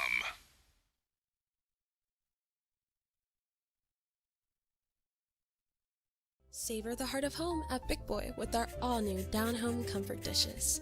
Feast on home-style goodness with our Southern Comfort Chicken Bowl, veal parmigiana, and apple pie hotcakes. The down-home delight doesn't stop there. Potato pancakes are back.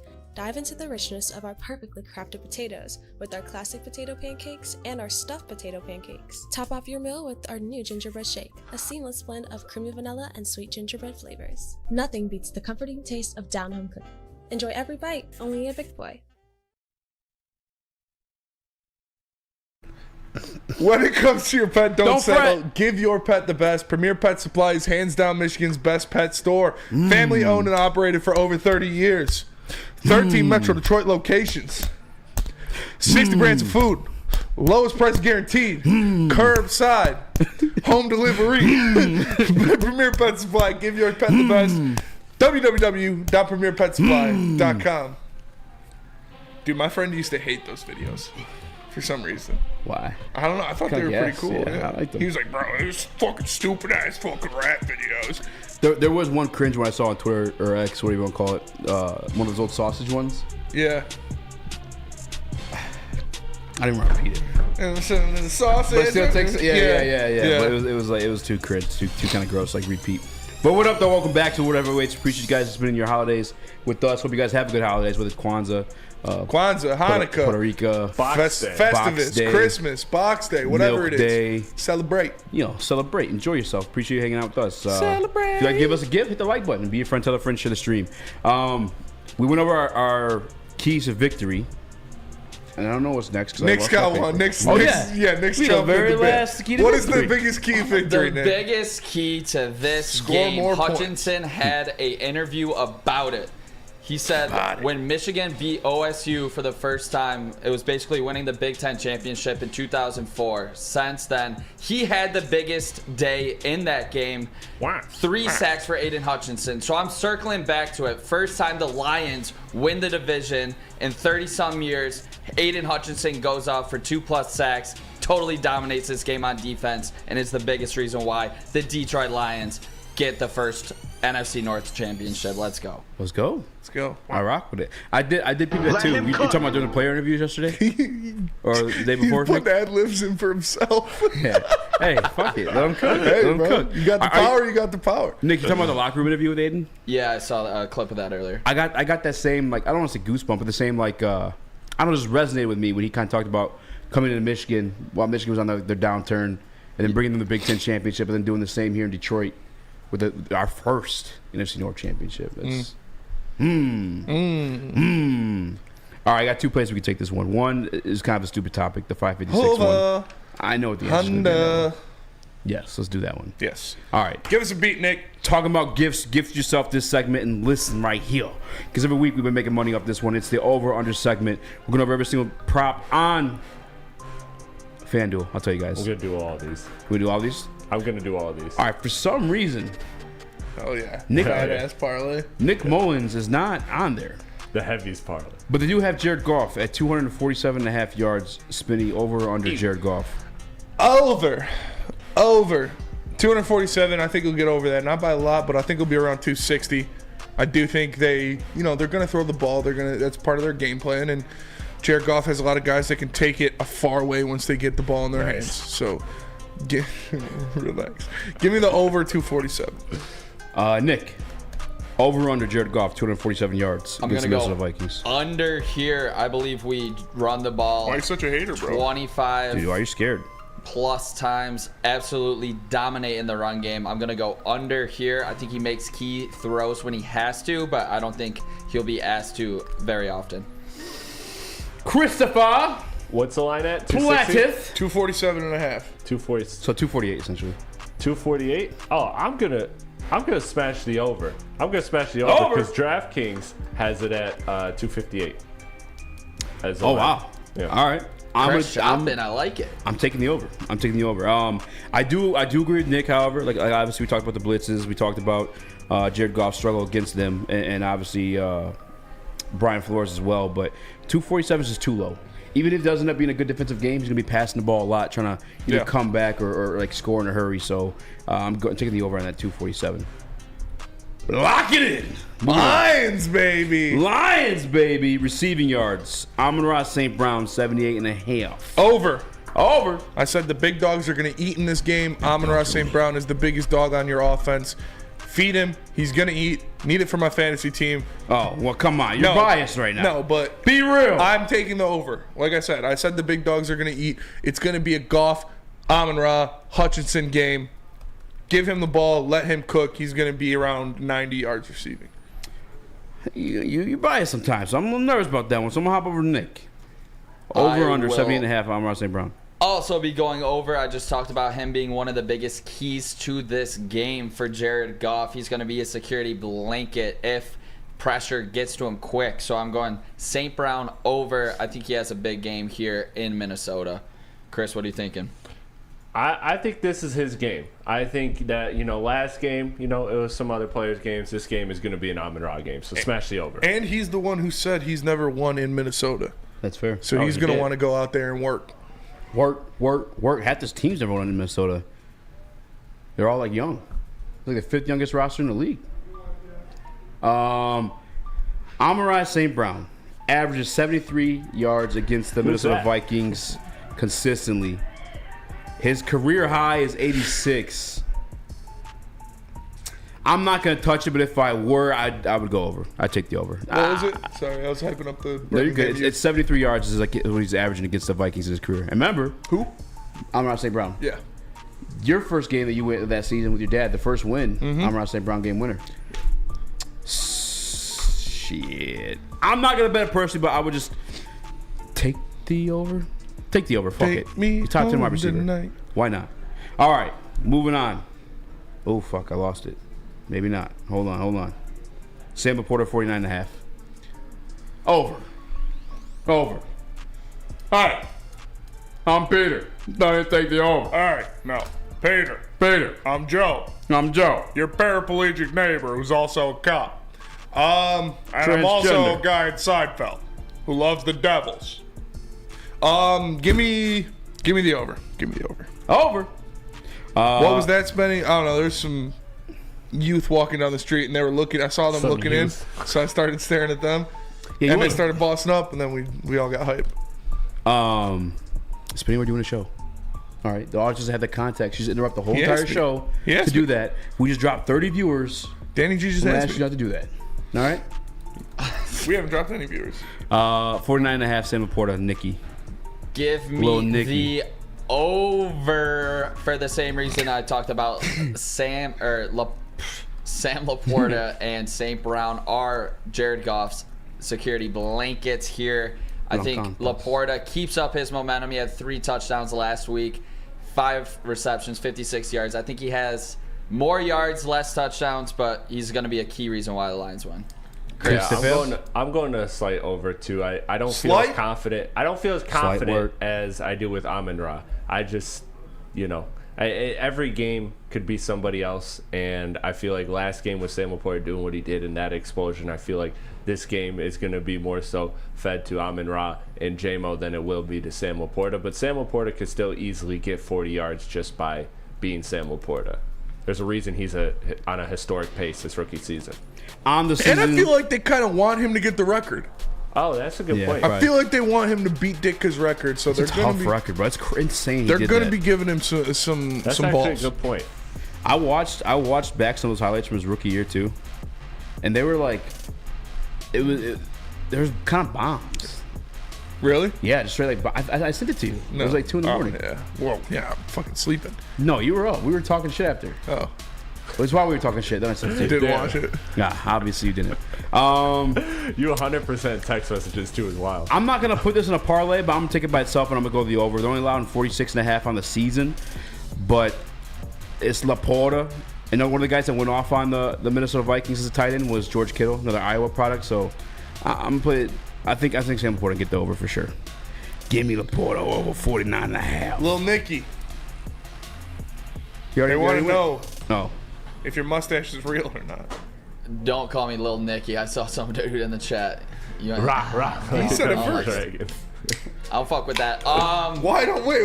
Why is Laporta. that? Why Uncle you Nick, Lil Louise. Nicky. Like, what the fuck are we doing here? Come on, boys. Which one do you like better? Yeah, pick one. You gotta choose one. I'll take Uncle Nick. Can you be Unky Nick? Unky Nick. Oh my That's what the kids god, say you guys these are days. ridiculous. I already said over on Laporta. What's next? What do we got, boys? What up, Unky Nick or Uncle Nick? What do you mean? Give me Uncle Nick. I'll take it.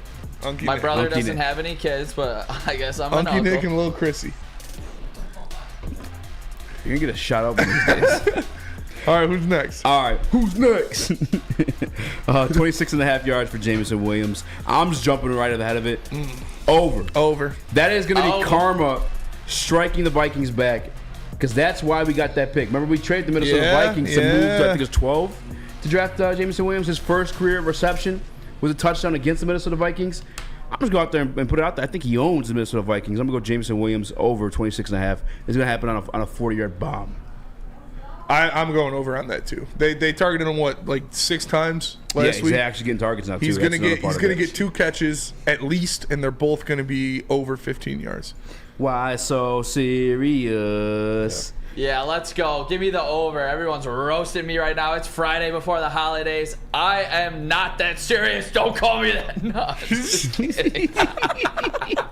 Give me the over on J-Mo. I think he has a massive play in this game, a game-changing type play. It's going to be J-Mo on a bomb. Let's go, baby. Give me J-Mo. Over. Chris. 1 sec. Wait, say 1 second. I am so serious. Don't call me that. Just kidding. Oh man, that was good. Randy March's mustache. Hey, Randy's the GOAT. Shout out. Chris, over under 26.5. 26. I'm smashing the over. Matter of fact, I'm cooking up a parlay myself as I'm listening to you guys, and it's plus odds for Jameson to get 40 yards right now, and I feel like that's just ridiculous. I feel like plus odds for 40 yards for him should be very very safe. Given how much he's targeted, given his ability to make deep plays. Listen, I gotta be honest with you guys. If you usually take these bets, because we have been hitting on these, by the way.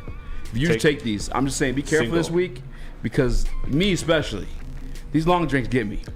So I can't just be like feeling a little good. Like Nick's an angry drunk, obviously. He's like, don't call me that. I'll jaw you right now. This is my town. Maybe that's why I'm angry. Or I'm more like, yeah, take the over, Lions Super Bowl. I don't know. The people saw you off the long drinks. You and Booner were. No, that's just sports, though.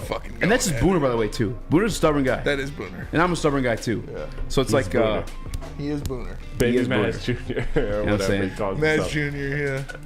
I need myself one of those long drinks to goddamn. Dude's itching. Let me tell you about Guardian Alarm. Customized solutions from real experts. Their professional technicians will take the time to recommend security and automation solutions specific to your needs. They also got 24/7 professional monitoring. Pacific. Call them anytime, day or night, and no Guardian Alarm team member will stay on the phone as long as needed. And of course, they have technology backed by people. Your safety and security deserves technology that's been proven to work and people who have been proven to care. Call them at 1-800. Stay out. That's 1-800. Stay out. Just kidding, dude. And let them know Woodward Sports sent you. It's my town. I'll tell you right now. We've just received word. The world's cannabis supply has vanished. The public is outraged and has taken to the streets in response to this tragedy. The individual responsible acted alone, and we can only hope they will make things right soon.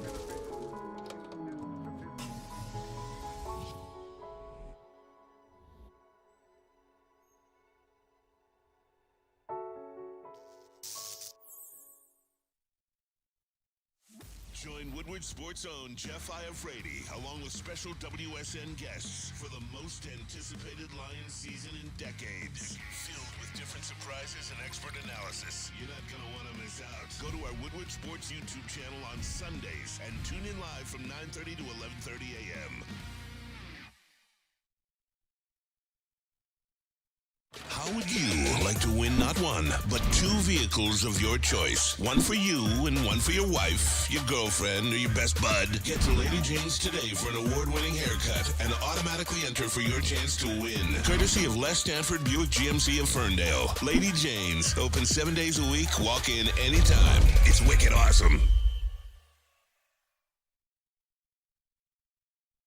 Now, coming to Woodward Sports. Woodward and Main Street. The Woodward Sports Network Detroit Lions Show. Catch Gabrielle D. Phillips, Matt Broder, and Terry Foster for all the latest news on your Detroit Lions every week. Only on the Woodward Sports Network YouTube channel and woodwardsports.com. Dispo Dispensary's #1 stop and shop for the best cannabis products cut off the crop. Make sure you guys go by Dispo Dispensaries. It's a holiday extravaganza. They got Santa Claus. They got $200 worth of gift cards every Friday. Dispo Dispensary. Check out, see in person for more details. Check it out. Check it out. Rip. Rip, rip. Had to get it popping off the rip. Listen, kudos and respect. By the way, hit the like button, 5-star review on all podcast platforms. Happy Christmas, Merry Christmas, Happy Merry Kwanzaa, Christmas, Happy Kwanzaa, Happy Hanukkah, Hanukkah, Happy Box Day, Box Day, Happy Festivus, Happy Milk Day, Happy Milk Day. I'm Mommy easy. Milkers. That's spinny. It's got me, bro. It's already got. You see me tripping over here, Chris, Nick, but Booner came in to stand on business. All right, we called him stubborn, and he came in the studio. He said, "I heard that. I heard that." I did. I was watching. So I wanted to invite you out for a yelling match. I don't want to yell today. No, I don't want to yell. I feel good today. I can't yell today. I only yell when it's like that's like you yell it's whenever time you can. to yell. No, like I You would. honestly yell always. You do yell a lot. Well, no, I just talk loud. Yeah, I you talk really I talk loud. I don't yell. It's a cousin trait. You get confused with me talking loud for yelling. John Cena. When I talk and I'm passionate, I'm loud. All right, what's on the docket for the Woodward Night show tonight? What we guys A lot of Lions stuff. All Lions. Every Lions. No Pistons. You guys aren't starting. We were live last night as that happened. Yeah. We had all of our. We didn't have souls leave your body. Yeah, we didn't have any Piston segments, and Nick started to go off during a break actually, and then we came back right after, and I started talking about it. I wasn't planning on doing it for like at all. I was just gonna make a quick statement and go on, move on, and I just got to talking. And I didn't stop talking, and I just kept going. And it's passion, bro. It was just like 10 minutes of me just yelling at the camera. I took my hat off through it. Like I was like, I'm not wearing Pistons gear. We're done with this. That's like, fair, bro. Juan 313 said he finna yell for sure. I pre-apologized to like the because I was in the E&E chat. I was like, we're talking Pistons. Just because I got to get it off my fucking chest. If you guys were in our spot last night to where it like ended, it was fresh, like a fresh wound. Oh, dude, he was. We just went on for yesterday. 20 minutes about it. I wasn't that mad, but I was pretty pissed. I was mad, bro. It felt like I wasn't that mad, but I was pretty pissed. But you said manic. Yeah, that's a different level. That's a scary sight. That's Super Saiyan. I don't go Super Saiyan You that can't often. go Super Saiyan. You hop that little fucking fence thing. 300 pounds. I've walked in. That was nuts. I've walked bro. into a drunk seen that much heavyweight. weight move that fast in your life, I huh? had one long drink. No, I'm buzzing for sure. No, that's exactly. Long I know drink's Eazy. easy, bro. Long drink's knocking on my ass. We were in the back, consistently. and something happened, and Eazy snapped, and he started laughing like the Joker, and hopped over that little half railing thing and ran. Dude, it was. Can I be open? I've had to take classes. I've had to get my anger under control. Contained. Well, I'm the type of guy. I don't know what I've walked into now. Yeah, you don't. We're drinking. It is what it is. Heavyweights. I'm the type of guy that if I think about something long enough, like I'll manifest it to like reality, like the show, like our show. Remember we had this conversation before this was ever. God told me not to let you leave the studio. Yes. So like, if I'm mad about something, he told me that. and I think about it long enough, like it's gonna happen. I'm prone to act on it. Yeah, like it's a bad trait of mine, but a good trait as well. But whatever, I'm not as bad as I used to be.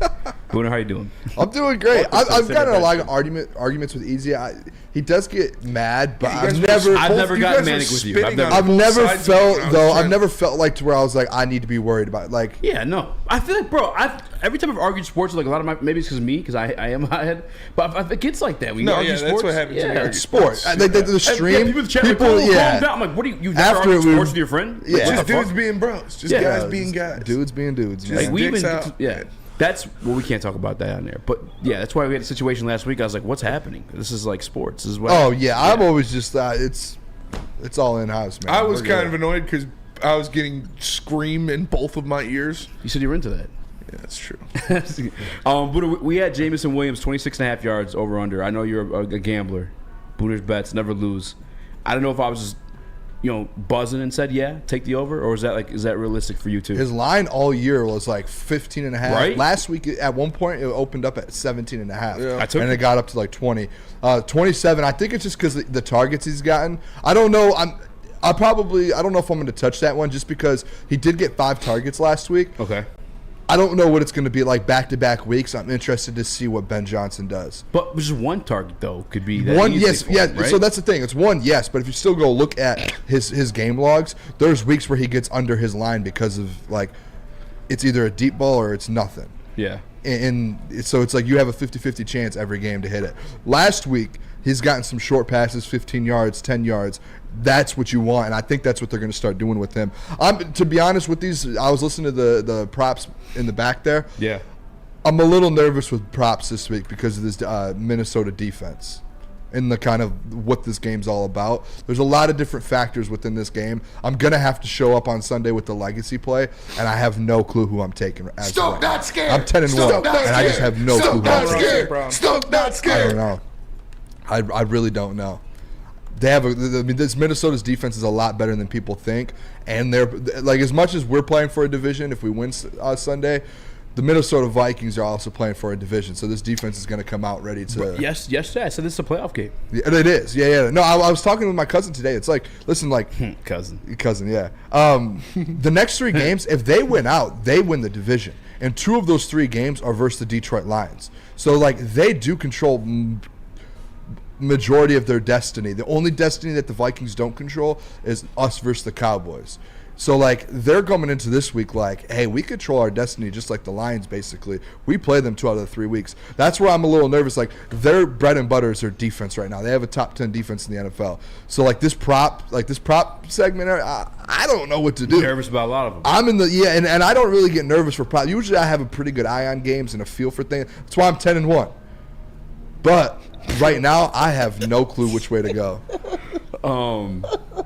Let me talk to Let me move on to one where I'm actually kind of confident in this one. Well, I'm going to be risky with it for the fuck of it because this is the most blitzing defense in the league.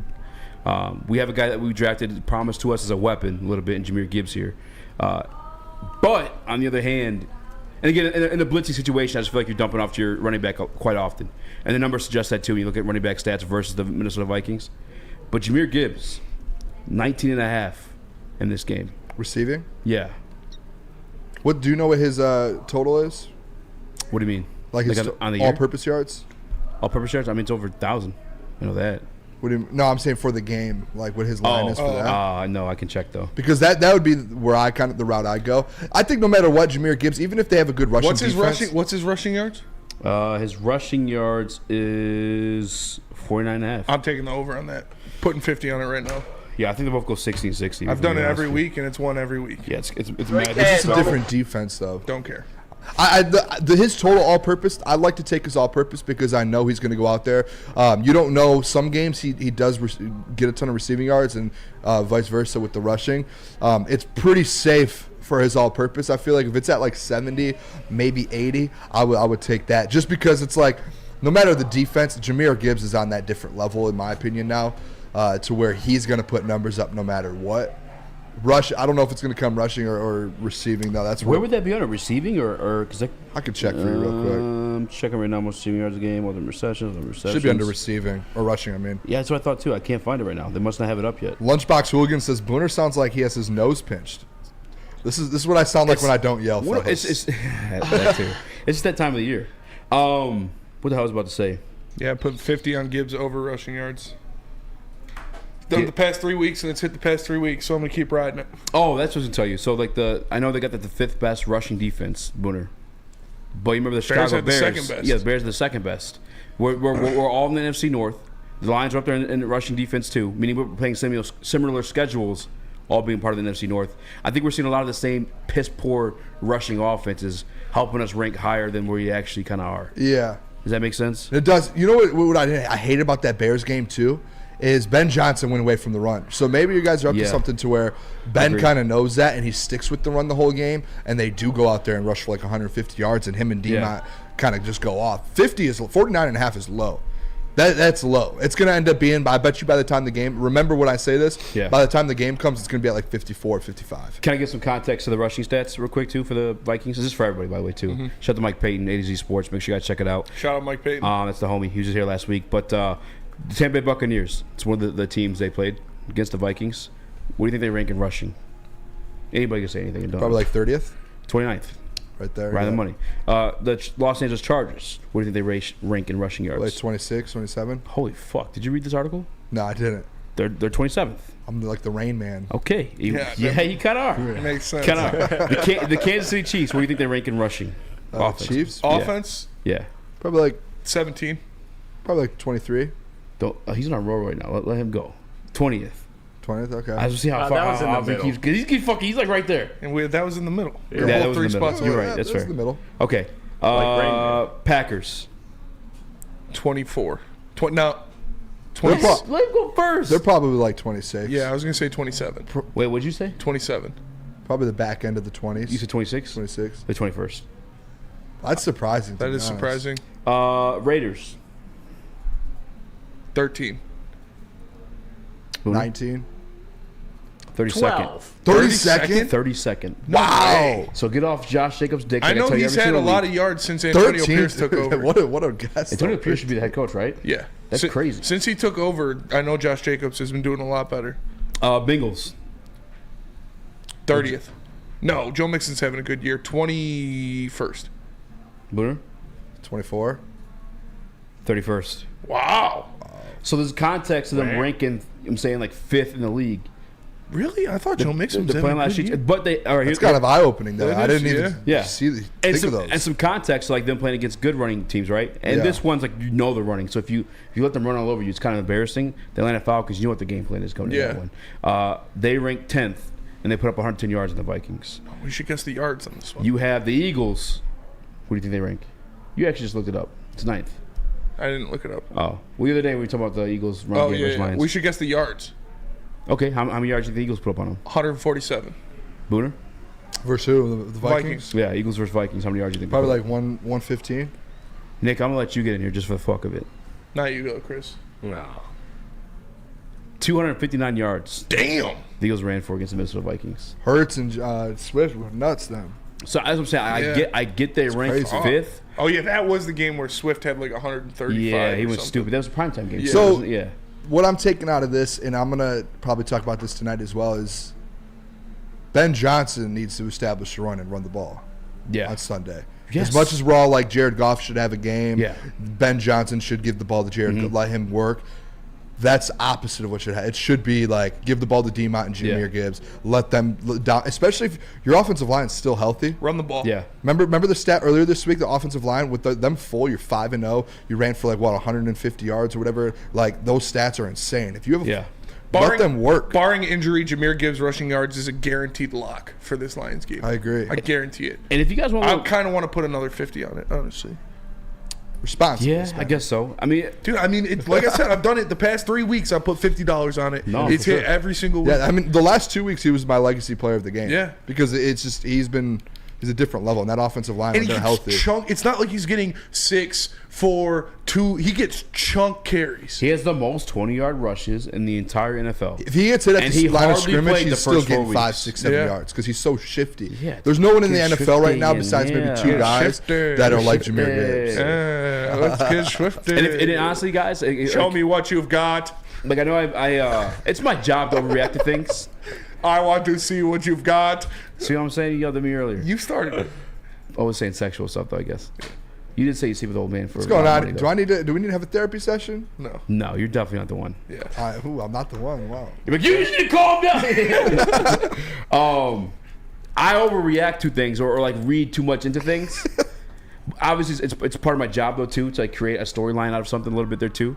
But trick to the trade where I'm able to like find these things again. Dan Campbell is a Jedi mind or Jedi just in general, fucking masterful with his words. When he said we're gonna open up golf or let them loose, I think he fully intended for the Minnesota Vikings to think that they're passing the ball a lot more, so they can run the fuck out of the ball. Yeah. So you know what? I do like that, Spinny. I'm gonna rock with I think that's what's gonna happen. I think we all week, and I've been talking about it all week, that I felt like Jared Goff was gonna have another game back-to-back weeks. We wanted to see it, especially if this rush defense is so good. Live just now, that was like eye-opening. Like maybe they do need to just establish the run and just screw the passing. Like if that's what you can do. You guys read Nick's comment? Yeah. Broder's like, what are we drinking Broder tonight? says, what are we drinking tonight? Nick says, hell, he said, yes, Broder. That made no sense. Baby. He said, what? Not just are we. Yeah, what are we drinking? We'll come back in a second. We got to go to break. Easy, tell us about Mock White. Mark White gonna do you right. Hey. Mark White gonna change your life. Hey. Mark White is one of the coolest sponsors I had the pleasure of meeting. I met him at the Bullseye Event Group last week. Super cool dude. So make sure you guys go out and support him if you're buying a house because he'll save you up to $5,000 on your closing costs. You heard that right? That's $5,000. He's cool enough to where it's like up to $5,000 or somewhere between. He's cool enough to be like, oh, the heavyweight's only $5,000. Pull that card. He might hook you up. 248-290-8242 and visit markwhitesells.com.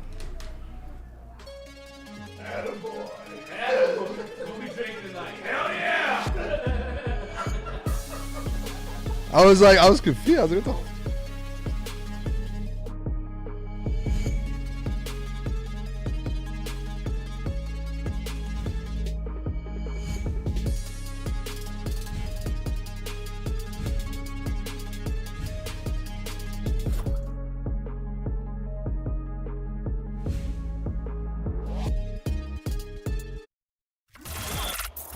Woodward Sports' own Tom Mazaway and Sam Stick Day will be hosting our Lions postgame show after every Lions game all season long. Tune in to the Woodward Sports YouTube channel for his hot-off-the-press takes, game analysis, and Kool-Aid sipping celebrations.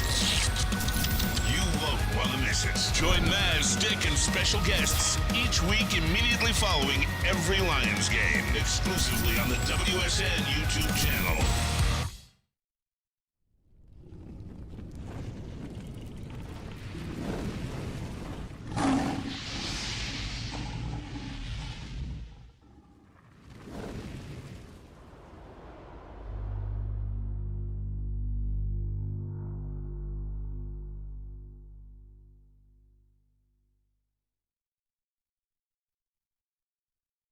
What happens when you run a great business for over Whatever 50 years? happened to You expand and offer me? more products to more people. This is exactly what Les Stanford did by adding Les Stanford Buick GMC. The same great service that customers have come to know and trust on Woodward Avenue, just south of 9 Mile. Check out Les Stanford in Dearborn today. Find the brand you want at lesstanford.com. I'll jaw you right now, dude. This is my town. Don't fucking play with me. All right, it is time. It is that time of the week. It is our pick'em segment. Easy's got. Hey, JB has been sick and now all week. He took the suit. He took the hot dog suit home because he wore it when he had the vid, and he's been out. He hasn't been back in. But Easy's got one on deck. You gotta wear the dog the next time it's in the building. The dog. First game. Oh, the hot dog. The wiener. Imagine that's in a fucking. That actually might be more embarrassing. Wearing a fucking dog suit. First game. Cincinnati Bengals. Cincinnati Bengals versus the Pittsburgh Steelers. Give me the Bengals. The Pittsburgh Steelers are busted. Mason Rudolph started that quarterback for him. I think that since they're up in the playoffs right now. And as I said, Jake Brrr, there's nothing to play with. Y'all overrate Joe B because what he's got. Jake Brrr. Put up 300 yards of that wide receiving core too. So give me the Bengals. Little Nicky. Give me the stripes. Give me the Bengals. Give me the Bengals. Let's go, Chris. What you got? Chris? Can we just do Fridays with Nick? Nick, can you just show every Friday, please? And we'll drink every Friday. As long as there's a little Nicky bullshit. All right, cool. That's fine. I love Fridays in here. Let's go, boys. It's Friday. All right. Rip. Booter. Didn't she die? I'm playing. Did she die? What? Carly Rae Jepsen died? Rebecca Black. No, she did not die. What is wrong with you? I'm Who's Carly Rae gaslighting. Forget it. I don't know. Jerked to her last night. R.I.P. Yeah. I thought I Sorry. heard she died. I thought I heard that too, honestly. That's what But I'm saying. all right, who do you got, Chris? I took the Bengals. I'm going with the Pittsburgh Steelers.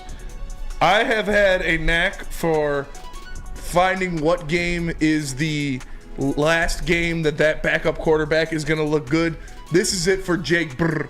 He is going to have a come to Jesus moment against the Steelers. Come on. It's an in-division matchup. Where's that? TJ Watt, it's in Pittsburgh. TJ Watt is going to do his thing. He's going to get Jake Brrr on the ground at least twice. Give me the Steelers. Next up, Washington versus the New York Jets. Easy. Washington versus New York Jets. The Durs versus the Jerts. The Jets got the worst offense in the league, and the Commanders got the worst defense in the league. Something's got to shake here, pal. So I'm going to go ahead and sit there with the Commanders just because it's been a nipped offensive mindset for my guy, Rob Saleh. And I'll be open to him becoming the defensive coordinator for the Detroit Lions. For in purposes of rooting for that happening, I'm going to take the Commanders. You taking the Durs? The Durs! All right, little Mickey, who you got? I'm getting chirped by Fish. I've never met him. What up, Fish? Nicky. Whoa. Let me go with the Durs. I think the Jets are broken. I'm taking the Durs all the way. Christopher. Y'all sleeping on that Aaron Rodgers playoff comeback. Y'all sleeping on it. No, I'm kidding. I'm gonna take the Commanders. I'm taking the Durs as well. You gonna lock it? I'm not. Oh, he locks it. I'm not locking what the Durs. What a bold move. But give me the Durs because Curtis Samuel's going to have 2 more touchdowns again this week. Next up, Cleveland versus you're biased. Houston. You like your fantasy shit playing to your Cleveland versus Houston. Who you got? Cleveland versus Houston. Yes, at Houston. It's going to be a good game. It's competitive, so I'm not going to tell you guys what's going on, but I'm going to go Cleveland. Who is it? Cleveland at Houston. I thought they played already. Give me Cleveland all day. I might lock that bad boy. I'm going to wait, though. I'm going to wait. Lil Nick? Oh, he did it. E? Did you lock it? No. Give me the Brownies. Give me the Browns. Are you locking it? Kind of racist. No, give me. That is kind of racist. You got not this again. Give me Cleveland. He's like, oh no. All right. 5 white dudes Who and a wins? German. All whites, all black. This is a segregation bowl. Who you got?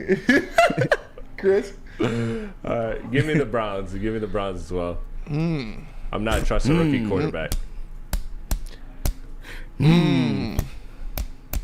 Who you got? Houston. Okay. Give me Houston. Justin Fields. CJ Stroud is back. CJ Stroud's coming back. He's making his vengeance. He's going to get them the win. They're going to take care of business. Give me Houston. Indy versus Atlanta. Who you got? Indy, bro. Atlanta's fucking putrid. Lil Give me Nicky? Indy. Give me the Falcons. Indiana's haven't effing putrid. Chris? Give me the Falcons. I am taking Indy, and I am locking Indy. Wow. Give me the Colts. Give me Gardner Minshew. Stash Mania. Locking the Colts. Next up, we got Jacksonville versus Tampa Bay. Trevor Lawrence is questionable for this one. Tampa Bay's fighting for the division. Well, Jacksonville might lose division. CJ Stroud's out. Is he really? Yeah. No way. Fuck. That's why I said I'm not going to divide. Because I already gave up the Mason Rudolph. I should have been quiet then, too. Fuck. Yeah, I'm wearing the hot dog suit for sure. Did you lock it? No, I locked I'll lock Colts. it. Browns. Chris locking the Jacksonville versus who? Jacksonville versus Tampa Bay. Where's this one at? I guess it's both in Florida. It doesn't matter. Fuck. Give me Jacksonville. I'm I just changing don't respect. can't Baker went do on. that. No, you can't do it. I know. I'm not gonna do it. I'm not Can't gonna do do it. I'm a man of honor. Fuck. Give me Jacksonville. I think I like their defense. Trevor Lawrence is out. He's Give questionable. Lil Nicky. me Tampa Bay. I'm against Eazy on a few of these picks here. Give me Tampa all the Mad way. racist. I fucking knew it, bro. I've been to the stadium wild, this dude. year. I love the stadium. I'm I going see you with like the home all whites team. tweet when it comes to segregation ball. I saw you like Home that. It was team. like Nick in the sound booth likes this tweet. Funny of all the people he could have disagreed with on this show. Yeah, it's he weird. All the disagreed people with could have disagreed with you picked me. Chris? And he said brownies. He did say brownies. It's pretty wild. Give me Jacksonville. That's been my team all year. I'm riding with it. That's not been your team all year, bro. Yes, Just it making has shit been. up. It's Stop been my team since gaslighting me. last year. You Dude. fucking. Give me Jacksonville. Baker's gonna choke. He's not having back-to-back good games. Next up, That has been my team. Dallas. No, it hasn't. Dallas has. at Miami. Oh, that's gonna be a I good said it fucking has. Welcome game. to Miami. These are listen. This is how crazy of a game this is. These are two teams that have yet to prove themselves against like teams above 500. I think Dallas Miami. collected one win against a team above 500. It was the Eagles, and the Miami Dolphins haven't done it at all. Is it really proven though? Because like one of them have to. I'm mute Bruno real quick so the audience can hear me. What did you say, Bruno? I'm I sorry. was just saying, it's like, is it really proven something? Like one of these teams have to win, so it's like it could just It's be. the same thing next week. Lions Dallas. Yeah, but like, I don't know. You know what? It's not like good matchup, but how do they prove it? Like, Does anybody have Tyreek Hill on their fantasy team? Nope. I do. Is he playing? He's questionable. He was out of practice yesterday. He's gonna play. I haven't seen today's report, but they said they're trying to save him for Sunday. He's gonna play. They're fighting for the division still Bucky too. McBatman said, "I know a racist mustache when I see one." He's got the back. Fish is in there saying cancel Little Bucky, Nicky. bro, I don't really see you in the chat. You've been pleasant chat member today. Pretty funny. Give me Cowboys. Cowboys. You're taking Dallas on the road. Yeah, it's kind of wild, I guess. Lil Nicky. If there's no Tyreek Hill, then I can't take the Eagles. Whoa. Dolphins. I'm bald. You're bald? I thought the same thing. I saw my own. So I thought the same Jeez, thing. I haven't seen your bald head in a while. Who are you taking, Lil Nicky? Fins up, baby. Let me go. Dude, Dolphins. This is the biggest game of the year for the Dolphins. I am buying into the hype of the Miami Dolphins, and I am not buying into these Dallas Cowboys. I believe they lose 3 straight. It starts, or the second game is going to be the Dolphins here, and the third game they lose straight is against the Detroit Lions next week. Let's go. They're crumbling in crunch time. If you watch back that pick, Nick was sweating really hard because two mixed quarterbacks Yeah, I playing was gonna against each say, other. weird. He took the guy who's not black. He took the quarterback who's not black. All right, There's Chris. a quiver in his lip. Chris, who do you got? I'm sorry, Damn. Nick. Give me the Dolphins, man. Nick's like, I'm never on these Give me the fucking Dolphins. shows. Dallas is on Nick, the you know road. we're joking, right? No, I'm a fucking giant. We're just joking, Nick. We know you like all people. Just white my people God. the most. Yeah. All right, I'm You just have favorites. Everybody has favorites.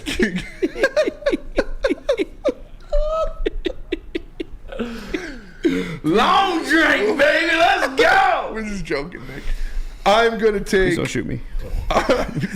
Calm down, Jamal. Whoa, calm down, Jamal. Don't pull out the Go, 9. I'm gonna take Miami. Give me Miami. Okay. Next up, Baltimore at San Fran. Baltimore at San. That's gonna be a good game. Game of the week. Oh. Baltimore at San Fran. Give me San Fran. I think they're both evenly matched offensively, but I just think San Fran's defense will prevail over Nick? Baltimore. Give me the home team here. Give me San Fran. And I am locking the 49ers at risky. home in the biggest game of the year so far. 2 Super Bowl favorites right here. Give me the MVP favorites. So he's taking Brock Brock Purdy over Lamar. and the San Francisco He 49ers. would. Lock Chris? it up, baby. He would. He would. He would. He would like a kitchen cabinet. Look at the quarterback you locked. Look at the Brock quarterback. over Lamar. Oh, God, you guys are the absolute worst. No, give me the Niners too. I'm also taking the Niners. Next up, we gotta go speed round here. New England, Denver. New England, Denver. Okay, Denver, bro. What? Nick? Fuck. Is Sean Payton. Nick? Denver. Chris? Denver. Damn, I used my. I'm also taking Denver. Last one. Detroit, Minnesota. A little nervous, but I'm gonna go with Detroit. Cause why not? Chris? You just gonna skip Nick? Nick? I'm gonna give that out. Nick, Woodward nights here, 8 to 10 p.m. Check it out. All right, that's a guaranteed loss on our pick'em then. Give me the lines.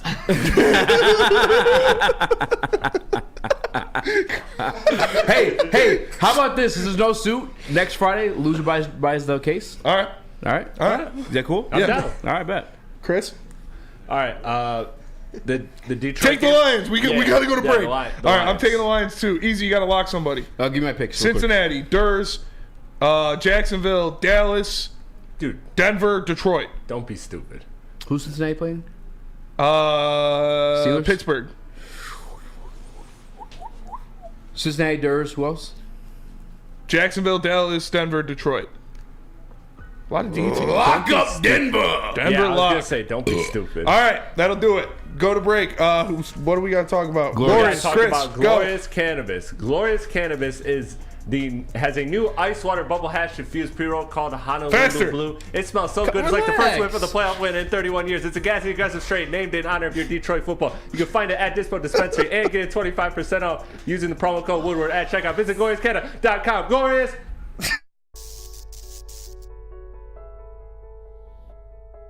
We've just received word. The world's cannabis supply has vanished. The public is outraged and has taken to the streets in response to this tragedy. The individual responsible acted alone, and we can only hope they will make things right soon.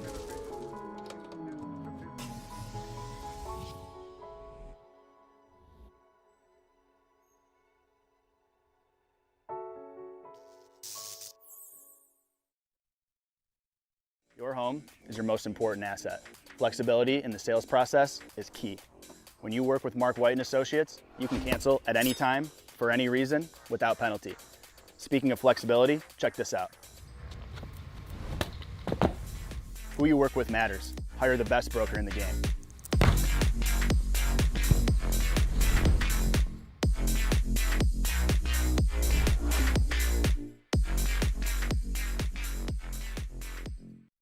The most convenient place to get that big fitness energy? It's Planet Fitness.